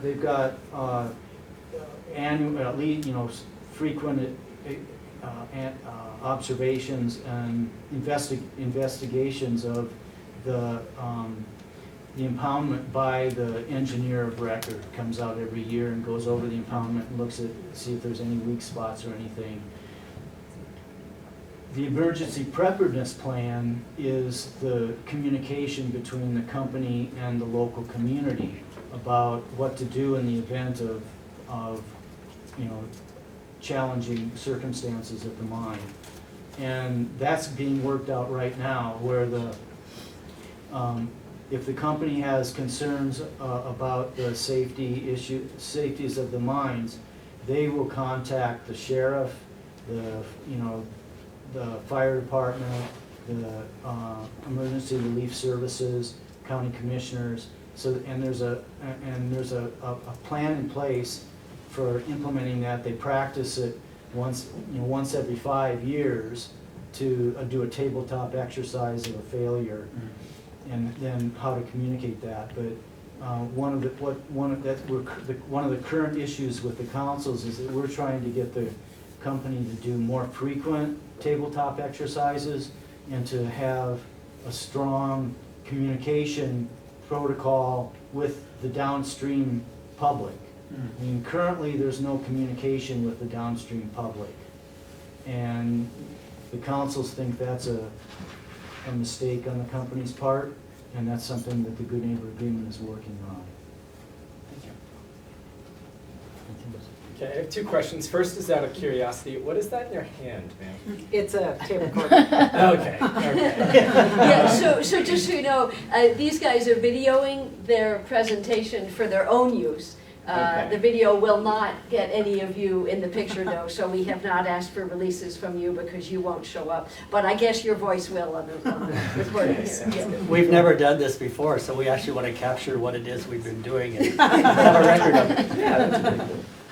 The follow-up question is along the lines of having no lawyers or attorneys at the table when negotiating an agreement. I assume that people were still communicating with attorneys after the sitting down at the table, but why weren't they allowed in the room? Because they have a lot of gray language they use, which doesn't help communication, would be my first thought. We specifically did that ahead of time, and it was a very good rule. And yes, after our negotiation sessions, each side would go back and talk to their various people about languaging. But initially, it was just getting the issues together in some sort of package that you could begin to put some language around and move forward on. So, since you brought it up, I'll give you the example I used in the last class. Is everything went along smoothly for a whole year, and we were getting down to the last hard things. And the other side did bring their lawyer in. And it was pretty obvious when he got to talking that he really wasn't on board with the approach we were taking. And it pissed us off because we'd put a year into this thing, and he had the potential just to have that all go out the window. So we walked out of the room. We quit the negotiation. And of course, after we got out, we thought, God, we put a whole year into this, and this could be over. We've got nothing. And so we sat with it for a week or so, and finally our side decided to call the CEO of the company. By the way, another demand was that we have people in the negotiation who could make decisions for the company. So we had the chairman of the board, the president, and the vice president. All the top 3 guys were in all the negotiations, and then our side. And anyway, after about 4 or 5 days, I called him up and said, we've really made a lot of progress. We're still interested in being at the table. And if you'll keep that lawyer out of the room, maybe we can come back together and see if we can finish this off, which is what they did, and the result happened. Well, thank you. Okay. So, being an attorney, I've got a lot of questions along those lines. And I totally agree with you that lawyers will typically think about this only from the perspective, now how am I going to write this? How are we going to make sure we can capture this? And then forcing you into figuring out how to solve problems that don't actually exist yet. Yeah. So that can create And a perhaps problem. create more problems. And absolutely, because I can think of 10,000 ways this can go wrong, and I want to address every one of them. So, yeah. So, how hard was it to get the mining company to the table? Go ahead. Well, yeah, it wasn't really very hard, but there is a whole background that led up to it, and we had been closely monitoring this mine, or the threat of the mine, for years and years and years, and it was owned for a while by Anaconda Copper, which has a horrible reputation, nationally because of the degree to which the copper mines really hurt Montana, and then it was changed hands to Manville Corporation, John Manville Corporation, which was famous for the asbestos case, and then, the whole time we'd been lied to. The company would send in individuals who would promise us things and then ship them off to Brazil, and they never had to live up to any of these promises. So we were very, very skeptical. We had seen what had happened in other mining communities, it's actually where I grew up, but like Zortman-Landusky Mine, which is, for those of you who've never been there, up in the Fort Belknap Reservation, it is a mine that is so disastrous that you have to have perpetual water treatment to ever prevent serious pollution, and the rivers still run orange. I mean, there's lots of really bad examples of mining. This area had not seen mining, particularly the Boulder side, so we were quite concerned about it. The state of Montana, as Jerry was saying, actually gave the mine a permit, a waiver to the law before they'd even applied for a permit. That's how biased the state was pro-mining.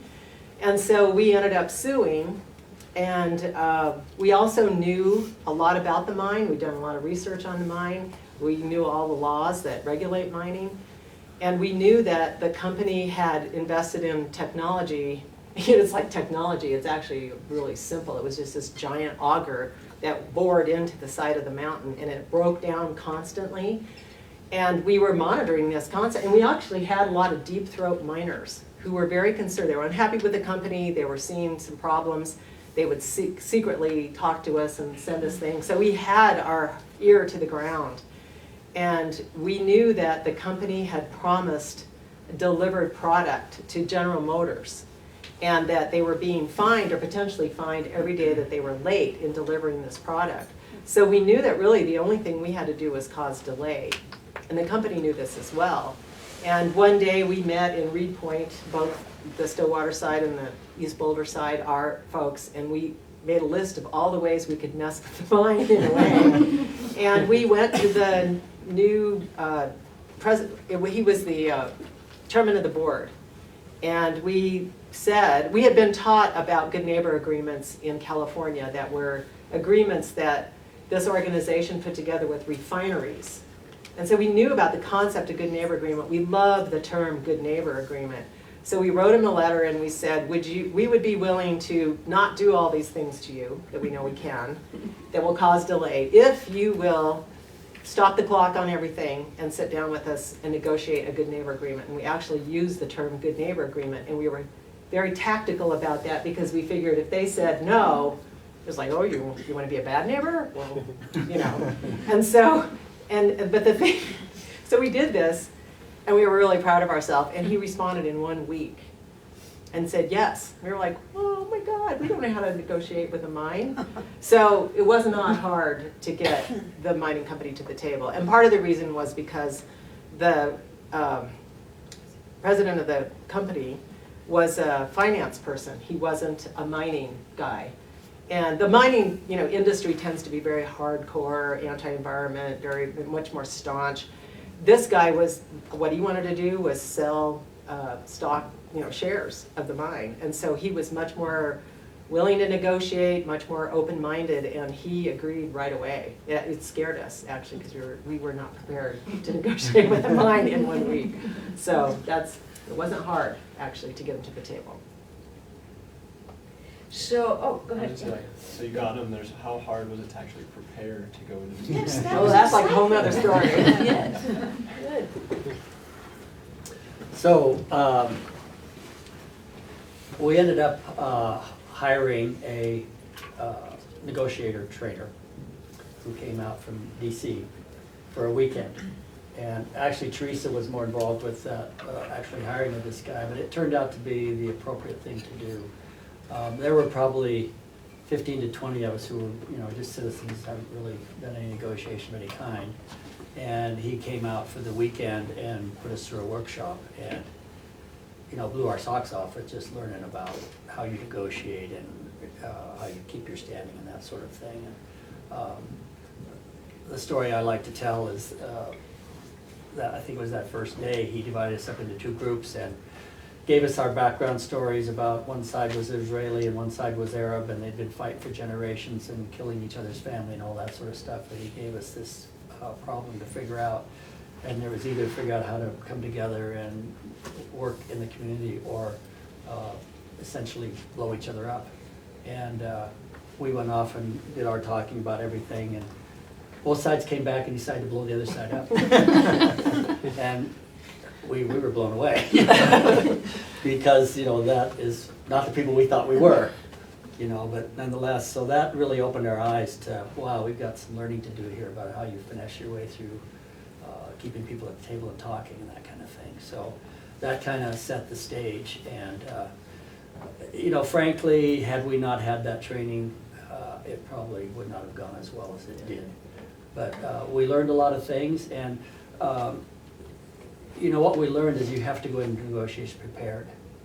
And so we did a lot of work before we ever went back on all our issues, coming up with openings, targets, and bottom lines, which he taught us about doing. In your opening is you want to come up with some opening that's, as Teresa said, is nearly laughable, but not totally out of the question. Your target is what you really want, and your bottom line is what you will have to have, or the negotiation won't go anywhere. So we did that for every issue we had, and we had a list of issues like this.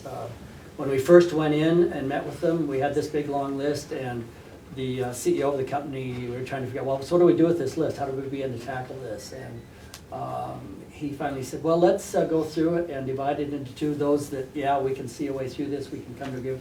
These ones are going to be tough, we're going to have to spend some time. So we did that, and so that next year was spent going back to those tougher issues. And in the meantime, we had developed negotiation envelopes, is what we called them, the opening, the target, the bottom line. And of course, they were fairly general when we first put them together, because we didn't really know how you would pull the issues together and actually develop a strategy and language to put it into a document. But as we talked to each other, those things had specific things put in, they got bigger and bigger and more identified. And so that was that year's process of doing all of that, and we eventually just knocked them off one at a time until we got to this lawyer that I told you about earlier. But anyway, that was the basic strategy, and a lot of effort on everybody's part.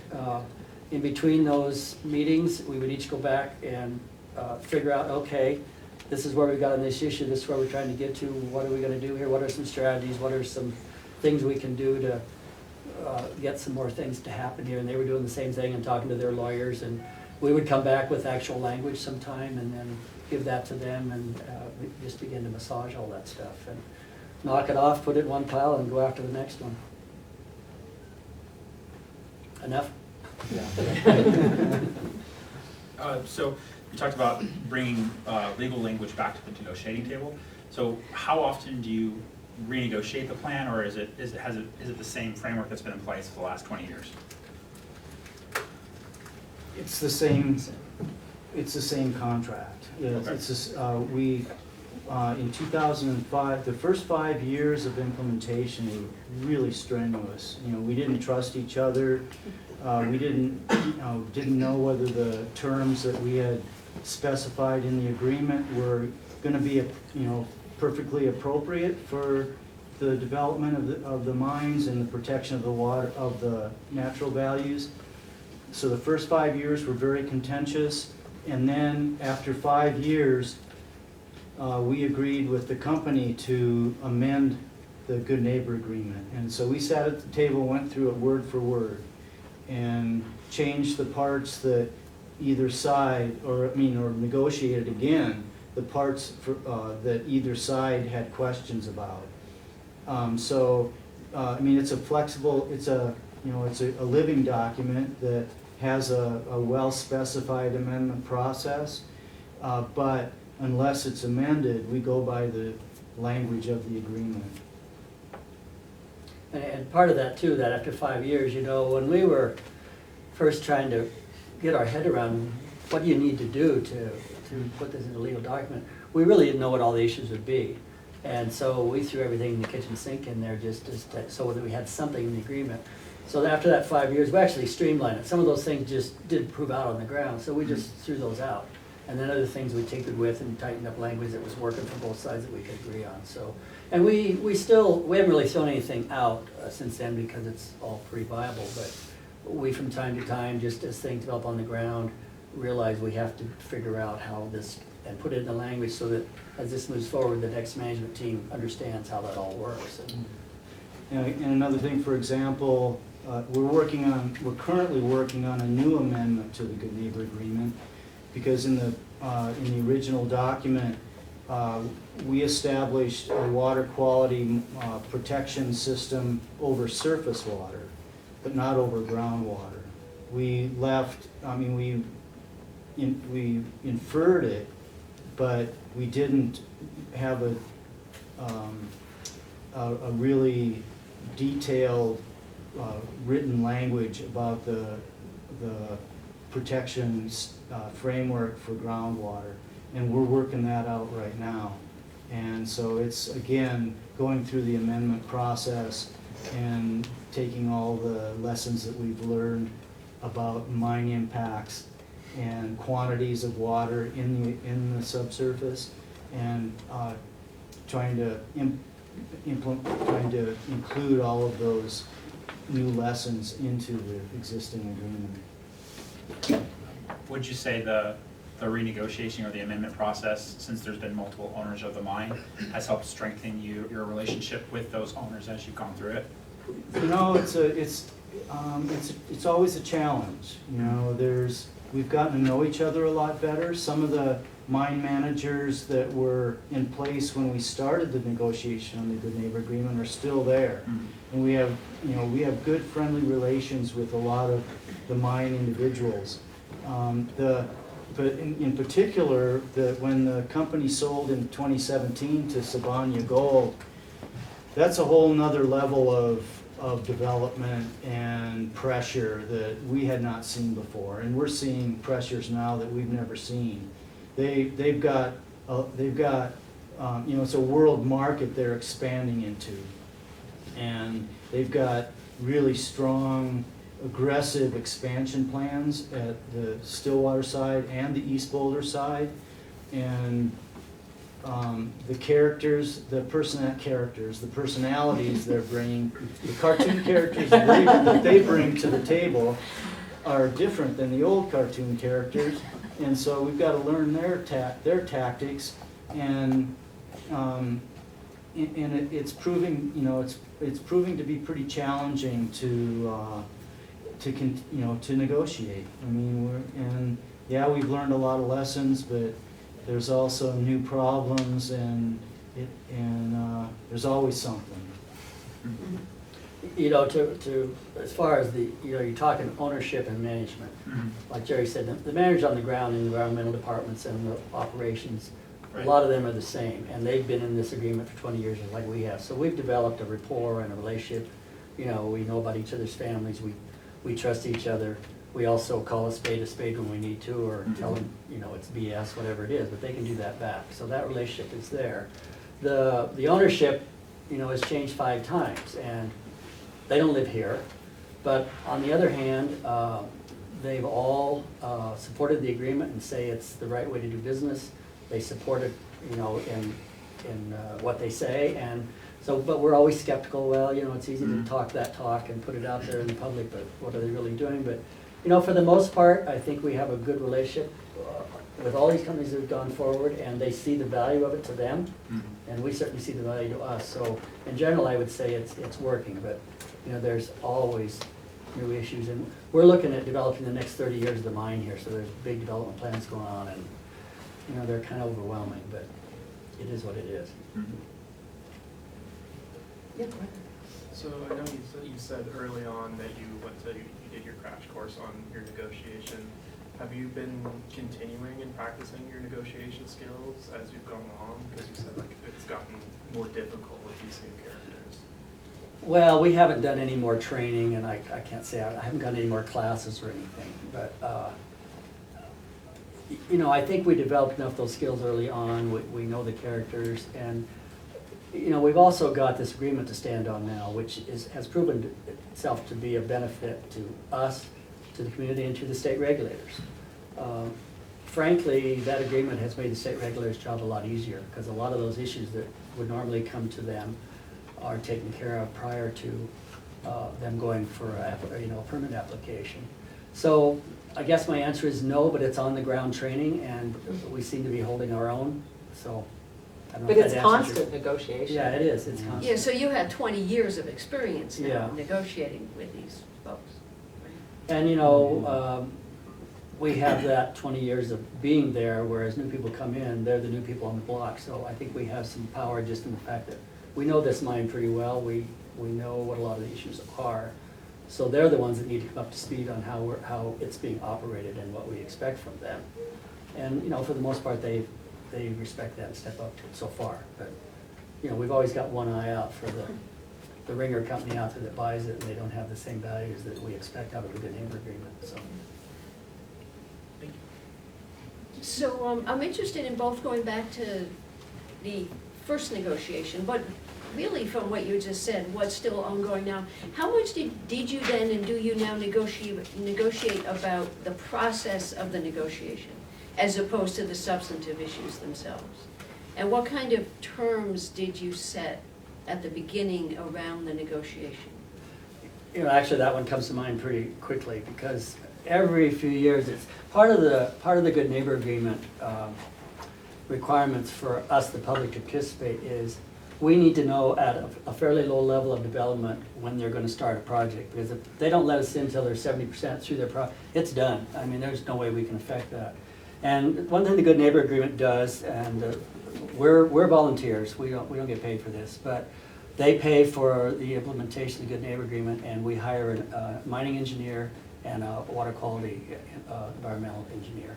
And so those are our experts, and they're involved in this process of developing the mine. So, you know, we know what's coming up ahead of time, and so we can really participate on that level. But the problem has been, we get this process in place, and then meetings happen, they make decisions, and we have not been included in that process. And every once in a while, every 2 or 3 years, it sort of crops up, and we have to go back to the table and say, look, right here it says that we have to have, I forget how the language is, but it's something like we have to have meaningful participation in the development of the mine, and that's laid out legally. And so every once in a while, as new people come in, we've got to go back to the table and say, look, we need this information, our mining engineers need this information 3 months ago, not, and the other thing, we've got timelines in there where they've got to give us 90 days of review or something like that before they can turn something in for their permit. And we could legally be hung up on that if we chose to take them to court through our, you know, or enforce it through our agreement. But we've opted just to keep pressuring them to let us in the process. And they've now gotten to the point where they let our engineers in at 10% of the process, which is very meaningful because they're actually helping to design this thing as it goes. So that's one I can think of right off that is a constant sort of struggle, and yet there's enough teeth in there to force our way back in and be meaningful in how that thing is looking on the ground. And, oh, go ahead, yeah. I was gonna say on that note, have there been any violations of the agreement so far with these, you said 5 different owners? Yeah, there have been violations. There have been some water quality violations. In the main parameter of interest at both mines is nitrogen, and that's the source of nitrogen is the unused part of the explosive. The explosion takes place deep in the mountain. The exploded rock is hauled out, and the unexploded part of the explosive is attached itself to the waste rock. And that's the diesel fuel, you know, like the Oklahoma City bomber used diesel fuel and packed into a barrel, and that's what they use up in the mine. And so there's diesel fuel attached to the waste rock and then placed on the to build the walls of the tailings impoundment. And then the water leaches down from the rain and snow, and that nitrogen percolates into groundwater. That's the main source of contamination at both the Stillwater Mine and the East Boulder Mine. For the fisheries. Now, basically that causes algae blooms in the rivers, and then you affect the fish population. Right. Those are world-class streams over there for fishing, so that's a big interest. Who likes to fish? Right. Show the camera on the curve. But we've got a really detailed framework that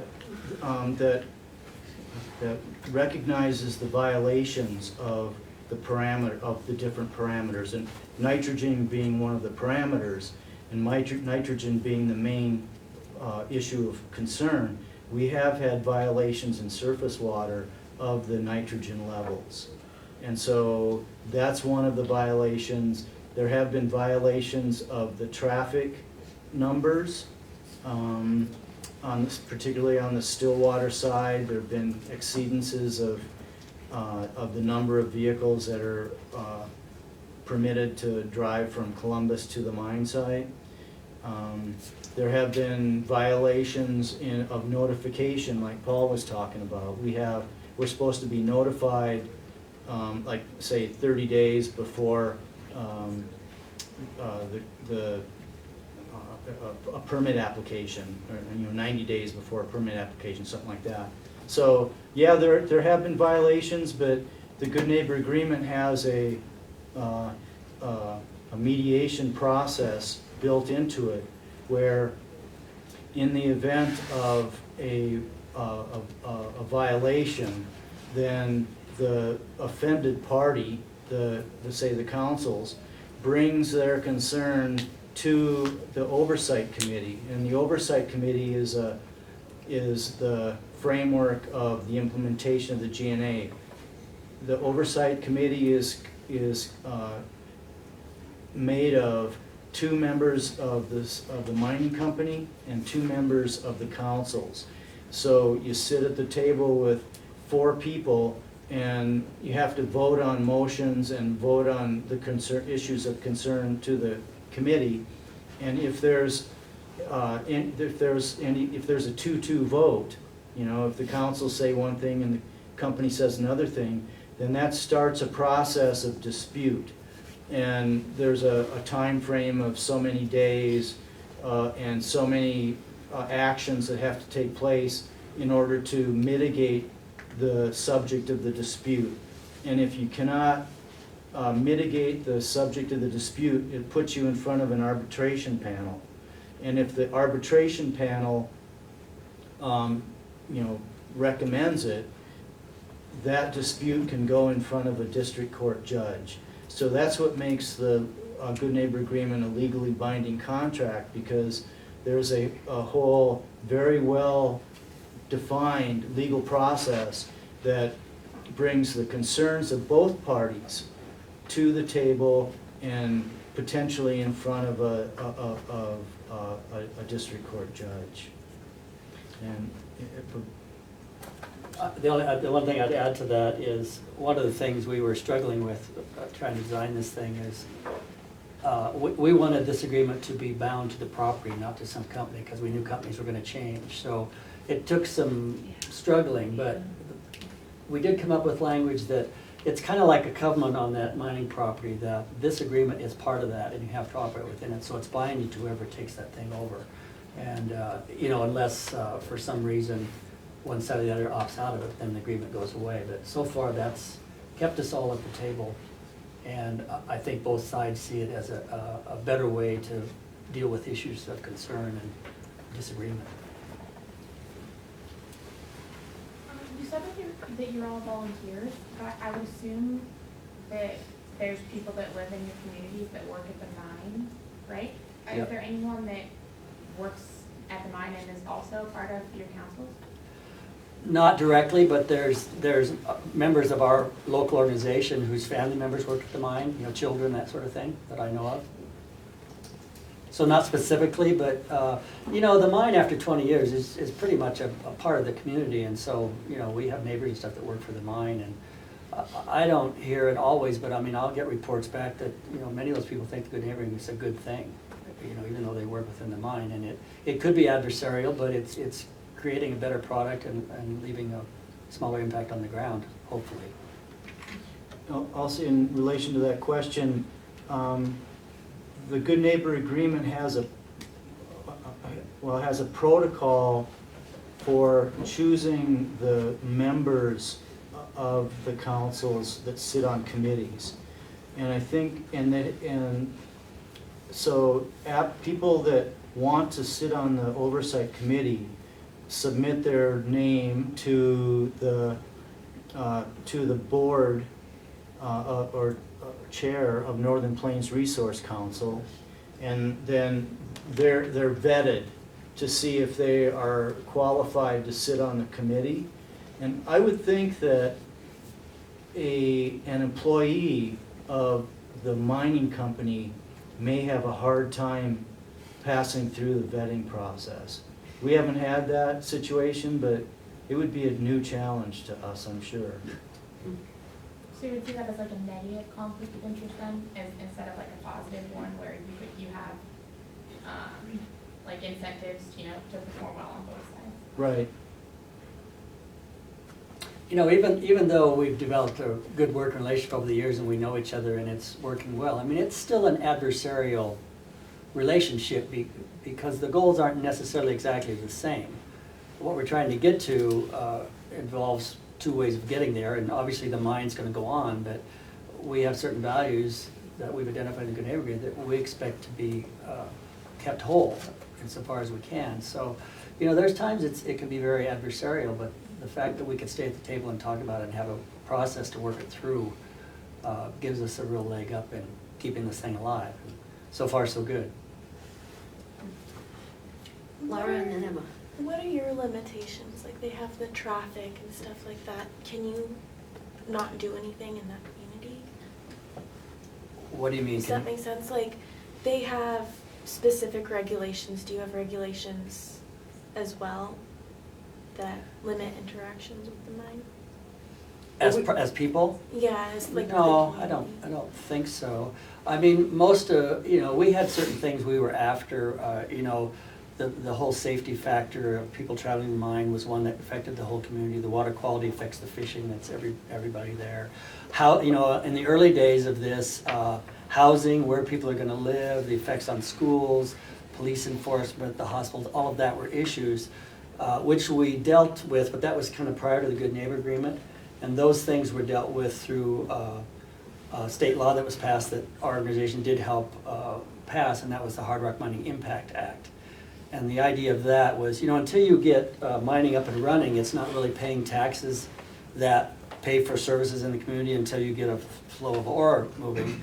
So it was a way to prepay or grant money up front to local jurisdictions like towns and counties to pay for infrastructure development, sewer, water, police and fire protection, a way to give that money up front or pay tax up front that would be granted back later to the mining companies as their product came online. So we were involved in all of that, and it took care of those kind of issues, but I'm not really thinking that there's any particular restrictions, and I'm not sure if I'm answering your question. Like, what do you give to the mine? Like, why would they grant those things Okay, to well, you? I mean, what we've given to the mine is 20 years without a lawsuit. Okay. That's huge. That's huge. Because, you know, had we not been there, it might not have been us. It might be somebody else, some other environmental group or some other organization. And frankly, since we have this document and it's been working pretty well to achieve the goals, while other environmental groups watch what we're doing, they have not gotten involved in that process. They've allowed the agreement and what we're doing to take care of those things. And the company sees that as a huge benefit. You know, they're putting that money they might spend on lawsuits into actually developing a better mine, and we see it that way as well. The other thing is it streamlines their permitting process. You know, the normal way to do things is to have public scoping meetings when a development project's put up. The public can all come and ask all their questions and put in all their comments. Then it goes to the state. They got to go through all those comments, address them, figure out how they're going to deal with them, and have more public meetings. And that process is still there. I'm not negating that. And it's, you know, it needs to be the process. But what happens with this particular mine through the Good Neighbor Agreement, because we have at the 10% level ability to be involved in how they're developing the mine, we already know a lot of the issues that are going to come up because of what we see going on in the mine. So we'll go and say, you know, what's this going to do over here to this groundwater, and what are we doing for monitoring that, and do we have a backdrop if something happens? How are we going to address that farther up the stream? Those sorts of things. And we employ a mining engineer and a water quality expert that they pay for, but there are experts that give us lay people who don't know that stuff enough information to actually be in the process and negotiate in it. So a lot of those issues are taken care of before it ever goes to their permit at the state. So that process theoretically is streamlined because a lot of those issues are taken care of, and there may still be some more public comment of things we haven't thought of, but it's much less debris, and so that should go through quicker than it might otherwise. And, you know, I think that's generally the case, that does happen, so the company sees that as a benefit to them. Oh, thank you. There may be others. We also give them an incredible reputation. You know, reputation is one of those things that is very valuable, but you earn it. Marketing. Yeah, it's a marketing thing. And we could undo that because you don't have to be an expert to, you know, to badmouth that company and do, you know, letters to the editor and publicity against the mine, which we have done to other companies that have, like, for example, the company down in Colstrip, you know, that has done a terrible job. And they know that. And so it is a ceasefire situation. And it's very much a give and get in terms of the negotiation. And it, you know, it's a partnership at this point. That legal document is a partnership between us and them. And for the values that we want to have in our community after they're long gone, that we want them to maintain and protect, and for them to have a business there that isn't going to be constantly barraged by lawsuits, and, you know, so it's something, you know, it's a huge leap from what normally happens, and there's a scary side to it. And we always hope we haven't done the wrong thing, but so far, I think both sides think this is a better process than the other one out there. So. So since you guys don't work for the councils, how did you become involved with it, or did you already have a relationship with the councils? So I should talk a little bit about Northern Plains. So Northern Plains was established in the early 70s, and it was basically ranchers in eastern Montana who, you know, a lot of that coal there is federally owned, so they don't have a right to, you know, they can go in and mine it. But these were people whose ranches were going to be affected by strip mining, and it was going to potentially destroy their surface and their water, and they realized we need to organize to protect our own interests. So they formed just local landowner groups in their communities. 3 of those groups formed Northern Plains Resource Council 2 or 3 years later because they recognized they were going to have to deal both on the state level and the national level with law and all of that to protect their interests. And then, you know, that developed a whole community organizing thing, which is what Northern Plains is known for now. You know, we go into local communities, or local communities invite us in to help themselves organize so they can be empowered to address their own issues, which is what we've done in this thing. And you know, we have every right to be at that table. It's our community, and while that mine has a right to develop that, they need to do it within the auspices of making sure that we're whole and our community's whole. So we're members of Northern Plains. You know, in my early days, I was a volunteer staff member for Northern Plains when it first got going, but there wasn't any money. We didn't get paid. But, you know, I ranched for a living. I went back to ranching, but I still look beyond. I look to my neighbors. I look beyond my community because I want good things happening in it. And, you know, I want my lifestyle protected, as do other people. So that's why you volunteer and get involved. I didn't realize it was going to be for 50 years. But it is. Not quite 50. I'm not quite that old. I'm getting there. So on Thursday, we're going to be talking about the role of emotion in negotiations. And I'm wondering if you could talk a little bit about what emotions you had and what role they played, either for better or for worse, in the negotiation. I think one of the most important conditions for participating in the Good Neighbor Agreement is that you really care about it. So you have to have the emotion of concern and to identify your values and decide what your life is worth. What parts of the world or what parts of your life are worth giving. Are worth protecting and giving your life towards to protect. And so the natural values of the wilderness are things that I've really cared about a lot. And so I brought that emotion of concern and sincerity to the commitment of working through these issues. So I think the emotional connection to the thing you're negotiating about, I think, is really important. And I don't trust people that negotiate just for for the pleasure of negotiation, but to really try to figure out what you want to make, what you want, what's important to you, and how to get it. And you know, we haven't really, I'm thinking about why we actually had power in this thing. Because, you know, we're just citizens like anybody else is. But the reason we had power is because we were organized in our community. And we took it upon ourselves to represent our interests.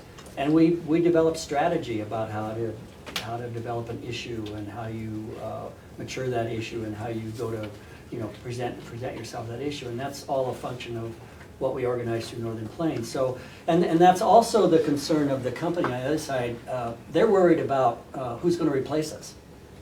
You know, we're getting gray here, you know, and while we've got a little younger blood in, you know, we've been at this thing the whole time. And they need a partner to carry this off. And I think that's probably the failure in a lot of communities, and why they don't want to go into partnership with an environmental group is because in a lot of cases, environmental groups are mainly a staff that promotes issues through a membership, but not necessarily living in that community. And that fact that people have on the ground and they're directly representing their own interests, I think gives us power. And I think it's also the right way to do things. It's the only way you can really have something that's going to go for the long term. And you know, there's only one of these agreements in the hard rock mining industry, this one. No other hard rock mining company has done it. And a lot of it's for that very reason. Well, who's on the other side of this agreement? Is this a long-term partner that we can work with that's going to represent the other side of that? And I think that's a legitimate argument. I mean, I hadn't really thought of it before, but in talking with them, I think that is legitimate. So it's not just because they don't want to go into agreement, but they've got to have somebody on the other side that can have that same sort of standing long term. I guess the other thing about emotion that I would say is that because we had a big and a diverse team, so we had ranchers, we had a water well driller, we had a school teacher, we had a computer geeky programmer, you know, just like a whole variety of people, but they're all from the community. And we had two tough nuts, like one on each side, and they both happened to be women, which was interesting. Like they were the cool, calculating hard asses. And then we also had people, you know, I'd pick Paul out for sure, who clearly really wanted this to work and showed emotion, showed love, showed, you know, you probably wept a couple of times. I have to. I don't have to, it just comes when I'm sure the mining guys, so there were 2 of them and 10 of us, could read that and could read like, okay, we've got this, they're unpredictable. These people are unpredictable, oh my God, you know, like. They're serious. Yeah, they're very serious. They care deeply, and you can sense that about someone, about an issue. You know, if you're face to face with somebody across the table, I think you would have to be really out of it not to detect that there is a lot of passion. Like these people are not going to give up easily, and I think that is what was conveyed, and that was the emotion that was really effective. Is that we had a wide variety of people that were all getting along, were disciplined, like. You know, we were taught not to have one spokesperson and couldn't break that.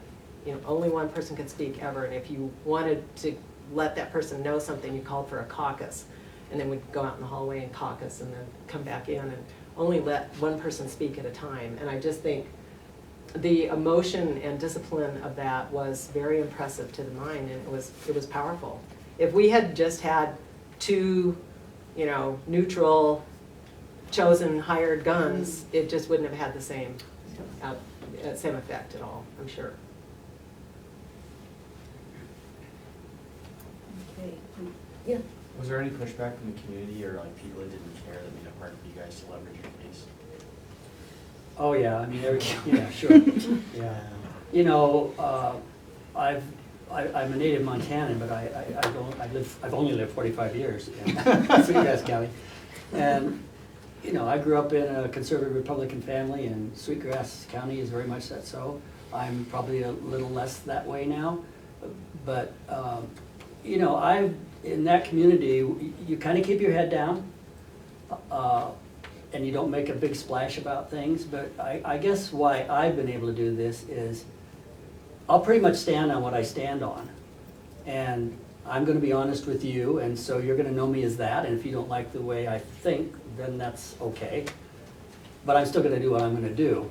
And, you know, I just felt it was important to make sure that this huge mining company that was coming in was going to take care of what's already there that people rely on and that makes them their living. And so, I mean, while we do keep our head down and we don't have to be in the paper and there's people that don't like us and there's letters to the editor that don't like things, that's just part of the role. And all you can do is be who you are and be honest in who you are. You know, if you're a fly-by-night guy that goes and makes a big spiel and then leaves town, I don't have much respect for that. You know, I want somebody that, I know if he's my neighbor, I'm gonna know who he is and I can rely on him for something. So that's where I come from, and I think that spades in having presence in the community, even though you may be controversial. And there's winners and losers in all of these situations. And particularly on the Stillwater side, we were opposed by the gas stations and the casinos who really wanted to cash in on 1,100 miners driving every day in single cars up and down those little roads.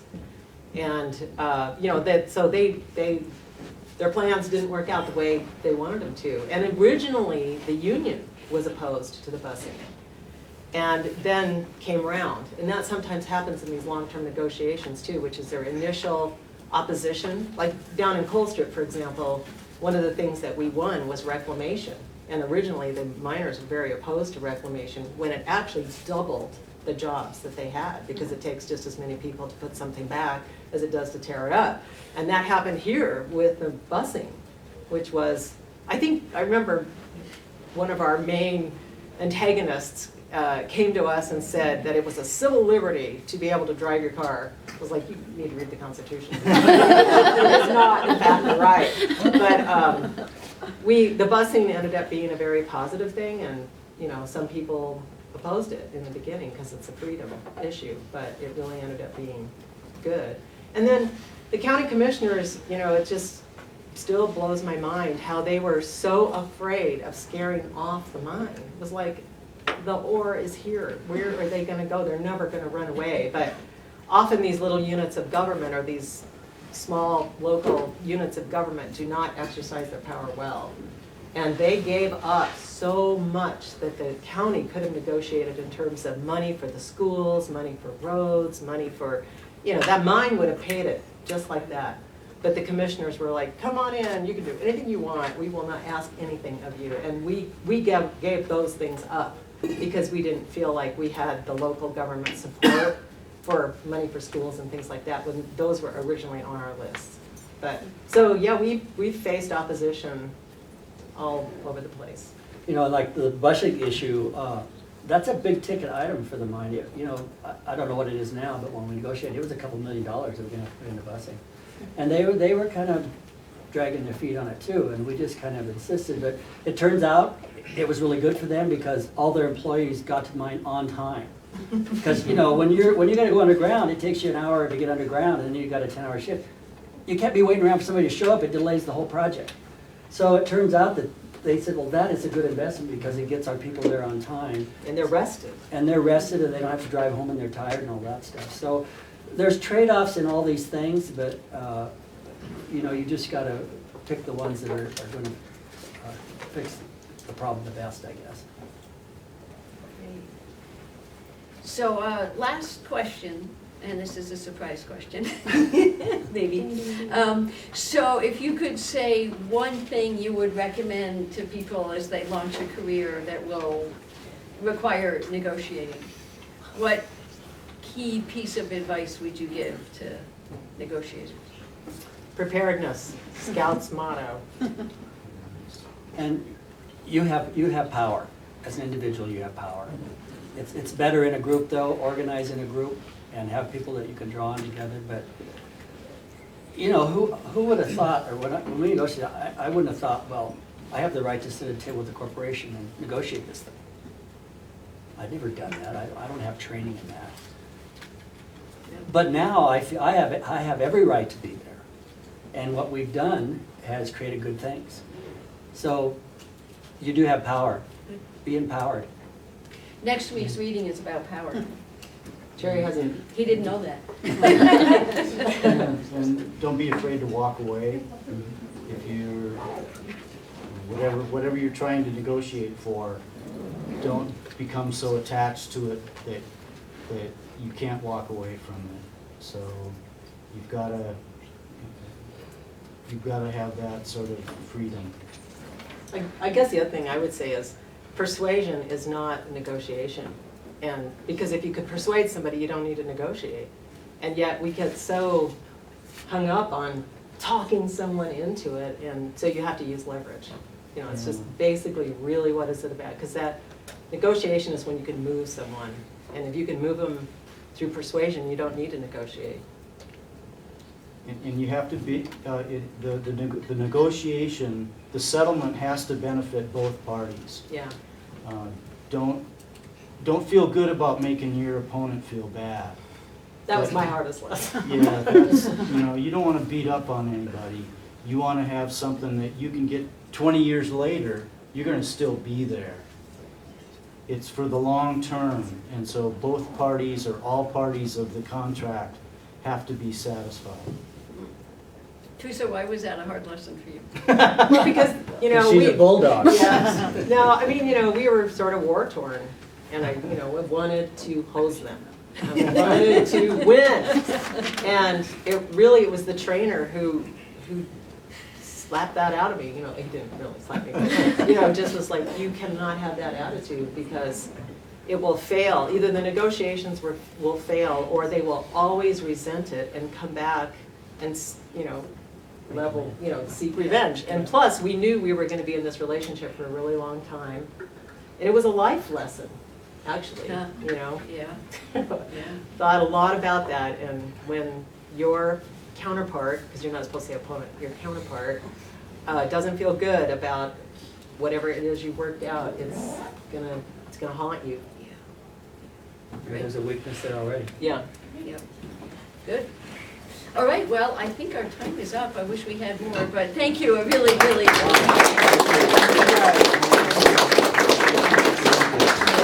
Go out and make a difference. And by the way, these guys have now been doing this for 3 hours. So I had one section and then the second one. So we really appreciate that. And You're welcome to stay if you want to. Yeah. And your guys' questions were really different from the first section. Yeah, great So job. this was not the same conversation as the first one. So that's awesome. Great. Have a good night, everybody.